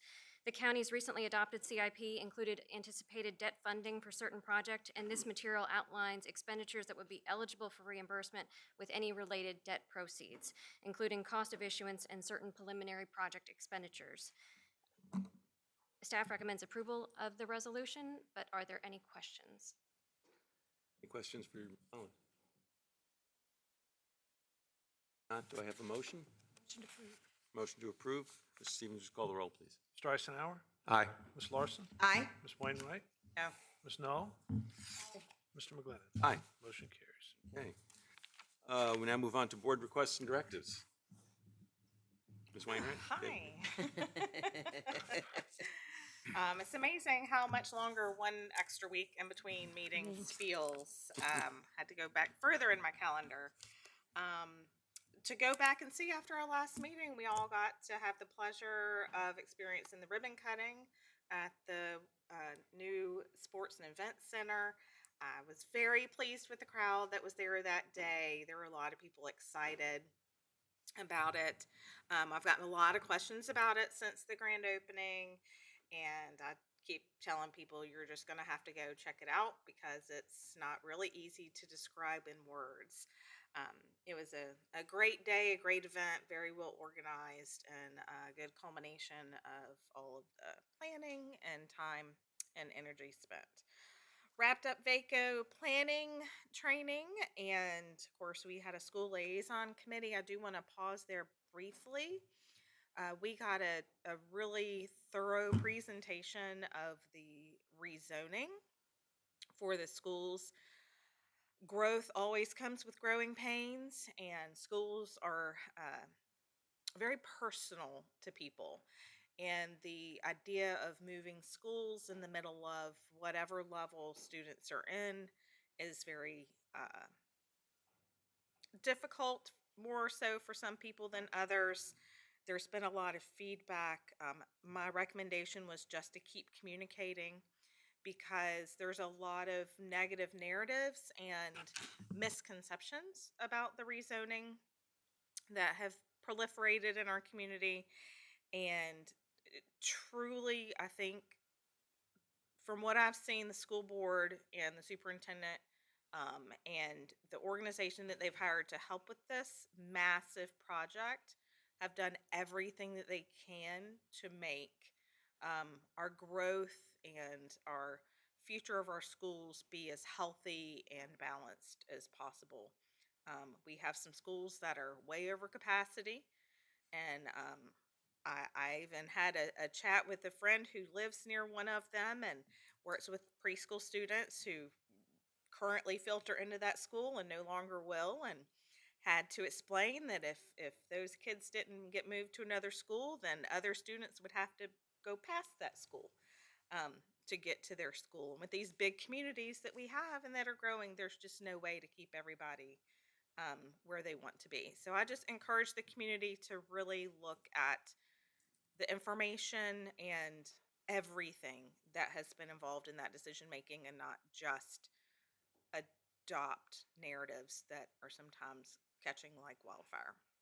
Could I just add too, Yeah, that in part absolutely. of that school liaison meeting, in the deep discussion that we went into, they went through slide by slide about the the charge that the committee had and showed us how they were sticking to that. They were sticking to their original, what is the name? Goal, yes, thank you. And so they did give us, I think that was almost a 2-hour meeting that we had with them that day. So, sorry, but thank you. Great addition. And then this past Friday, I attended Slurpees with Senators at Grove Christian Outreach Center. It was a perfect day for Slurpees. Senator Diggs and Mr. McGlennon were also there. So we got to chat with staff, with volunteers, with people in the community who really rely on Grove Christian Outreach Center for even just day-to-day food supplies. And so it was a hot day, but a really, really good event. Okay, and again, I went to the Sports Center grand opening, which I thought was phenomenal. A very good friend of mine went there the other day with his grandchildren and just was overwhelmed by it and said it was phenomenal. He was so excited. So he's telling everybody about that. And some of us went to the concert. Oh, yeah. Downtown, yeah. I didn't And bring- Tracy, yeah. of course, Tracy and I and her husband and a friend. Miss and Larson was and there. we saw Miss Larson down there and we all had a really good time. And I appreciate getting the tickets to that. I do, because I know it wasn't inexpensive. But it was a really nice concert, so that was very nice. And I don't think I've done anything else. I can't remember. You got a I can't house remember. guest. You Well, can't do I a went lot. down and saw his sister for her birthday last weekend, so, because I'm missing it today, her birthday's today, we have to call her. She had a big birthday party Saturday, so. Yeah. John? Well, I've been a little constrained because my wife blew out her knee and has surgery this Friday, so I've been doing a lot more of caretaking at home. But I did get out for 2 items, and one was on the 24th, which was the Recreation Center ribbon cutting, which was, I thought, really phenomenal. The other was on the 27th. It was the first annual Pride Festival out at Jamestown Beach, and it was a really well-attended event. So it was, I think Dr. McGlennon and I were the two that were there for a short time period. And aside from that, just hanging around the house. Feeding the dogs. Yeah, feeding the That's dogs. your job. I was hosting a wedding shower on the 27th, so I could not be out at Jamestown Park. So I have to tell a story on myself that first of all, huge congrats to the Greater Williamsburg Sports and Event Center. It was a great day. It's open. Please, there's open play. You can pay to go out there. The adventure gym is open.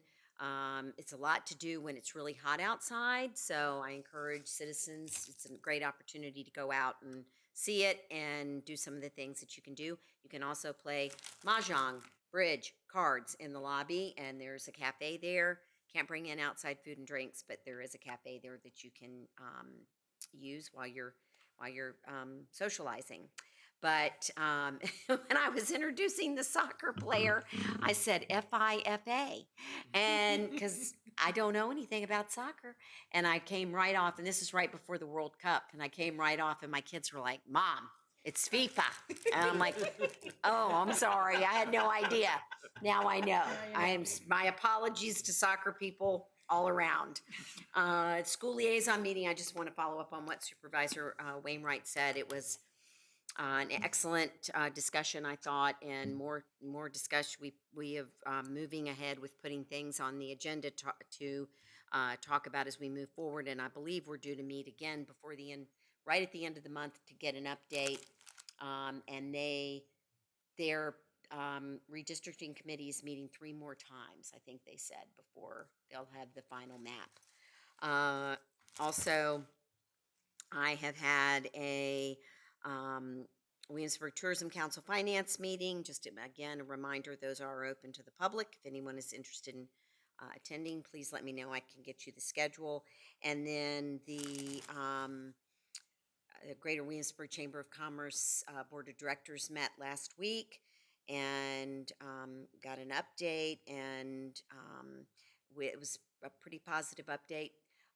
Business traffic is up here in the greater Williamsburg area. Hotel stays are up here in the greater Williamsburg area. So got a lot of positive things going on.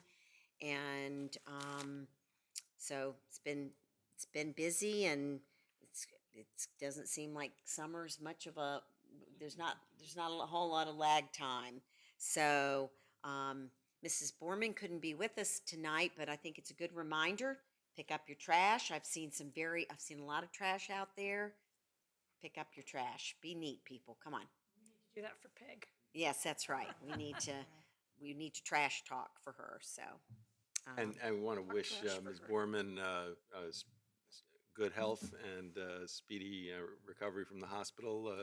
I know that Supervisor Wainwright indicated that Ms. Borman is a little bit indisposed at the moment. Hopefully, all will be well, and she'll be back to talk dirty trash with us again. Now, John, she does not dirty. say talk dirty. She says talk trash. Mr. McLennan. Well, anyway, I spent a lot of time near my air conditioner, and I, as you can see, don't spend a whole lot of time in the sun out there. My complexion looks very much like Ms. Larson's daughter's complexion looked when she suggested that the wedding reception would be in our sports and event center. Event center? You're right. That was a no. Yeah, that was a no. I'm sure it's already booked for that day. I'm anyway, sure it so, is, yes. But that I really enjoyed the opening of the Sports and Event Center, and I congratulate our county administrator, who is the current chair of the HRTFA. Is that right? Okay, thank you. So when I wasn't doing that, you've heard a couple of the things that I attended along with other members. That Slurpee with the Senators event is always on the hottest day you can possibly imagine. It's the exciting thing about that event this year especially was that the number of volunteers helping out was just phenomenal on that day at Grove Christian Outreach Center. They're participating along with other organizations in a couple of different events. I just mentioned that they are going to do their Slay Hunger event coming up shortly, which will be on a Saturday, I think at the end of the month, at the parking lot by Restore. In addition, they're participating along with Fish and House of Mercy and others. House of Mercy, I think, is leading the charge to collect 250,000 pounds of food to be distributed in the community by sometime in September. And just as a reminder, September is usually a time when elected officials like ourselves are invited to participate with the Peninsula Food Bank in helping prepare, usually preparing backpacks for kids to take home on weekends if they are in need of food assistance. So lots of good efforts going forward. Mr. McGlynn, if I can just, Sure. just looked it up real quick, and it's July 25th. So just under 2 weeks, and it's 10 to 4. And great, and so it's that Saturday, 10 to 4 at the Restore, by the Restore in the Colony Square Shopping Center on Jamestown Road. And with that, I will turn it over to the county administrator. I was just going to give I'm a sorry. shout out Okay. to Dominion because it's my understanding that there was a car accident at yes. Grove. A car went in and broke the fence, and I believe Dominion, Crystal Bright, who is our liaison with them, sent it out, and Dominion within a day or two came out and fixed that for Grove Christian Outreach. So, yeah. Thanks for reminding us of that. And if I can just add, for our police department and our first responders, there was a pretty major incident on interstate this past Friday. And while everybody was grumbling about the traffic, our officers were out there tracking down a violent perpetrator. And were able to apprehend them without incident. And so I think in our nice, quiet, sleepy community, we forget that there are definitely times our officers are putting their lives on the line for us. And just wanted to thank them for being out there every day. And just add to that, just take a chill pill on the interstate. There's Take a nothing, chill. there's no road incident worth harming another human being over. It's just, everybody chill out. And ruining your own life in the process. Amen. Mhm. Okay, now, Mr. Stevens. Yes, sir. Mr. Chair, members Your of the board, just make sure everybody's got them in. A couple items I do want to share. Hurricane season now through November. We always encourage families to have food, medications for their family members and pets. And just a reminder as we go through the season, quiet so far, but we're still a long way to go. Want to mention our Good Neighbors Grants program. Our application process is open, that we provide matching grants up to $500. They're available to enhance the sustainability and sense of community of neighborhoods. And the deadline is September 15th, so a couple months before neighborhoods would need to apply. And for more information, they could call 757-259-4080, 757-259-4080. Want to mention our Parks and Recreation Department is having a customer appreciation event this weekend. The department was formed in 1981, so we're encouraging residents to join us as we celebrate 45 years of play. We've come a long way in 45 years with our Parks and Recreation within James City County. It is scheduled here for Saturday, July 18 at our rec center at 5301 Long Hill Road, 7 o'clock in the evening till 9:30 p.m. So after the rec center is closed for the day. So it is this weekend celebrating 45 years of play here in James City County. And then our final comment is bond ratings. Anytime we go to the bond rating market to borrow money, the three rating agencies do an independent review of our community's bond rating. We've been a AAA rated community for more than a decade, meaning we have received the best ratings from all three of these bond rating agencies numerous times over the past decade. As part of our 2027 budget, we intend to borrow approximately $200 million for some of our capital improvement projects. We met with the rating agencies in mid-June, and I am delighted to report that Fitch and Moody's have reaffirmed our AAA rating. They did that as of Friday, and so they have announcements out stating that. We expect to hear from S&P this week and are very optimistic about their outcome as well. And just a reminder, receiving the best bond rating not only helps to reduce our interest rate, we do get the best interest rates available with the higher bond rating, but it also validates that the credit rating agencies independently believe our community is in very good financial condition to take on this additional debt. So I just want to say congratulations to our finance staff for putting together a great presentation again, to our board for your oversight and support of that and asking questions, and also participating with those bond rating agency visits over the years. This time it happened to be Mr. McGlennon and Ms. Larson, but many of you have participated in those events and other times, and more to come in the future. But I think that's really good news for our community, and hope to have the third one soon this week to be able to share that news as well. And I think Mr. Stevens learned more about the county than he ever had before as a result of our travels around. I certainly learn something every time we go out, and you're never sure who might be delivering that message. So yeah, it was a good trip for us, I think. Yeah. Well, as I would say, the important thing is for James City County, are you ready to play? We are ready to play. If you have not been to the Greater Williamsburg Sport and Event Center, please take some time to go visit it. I think you'll be very impressed and find it to be a lot of fun. So with that, I would entertain a motion to adjourn to 1 p.m. on July 28th for our business meeting. So moved. Okay, we have a motion. Mrs. Stevens, call the roll, please. Ms. Wainwright? Aye. Ms. Dahl? Aye. Mr. Eisenhower? Aye. Ms. Larson? Aye. Mr. McGlennon? Aye. Here's your pen back. Thank you.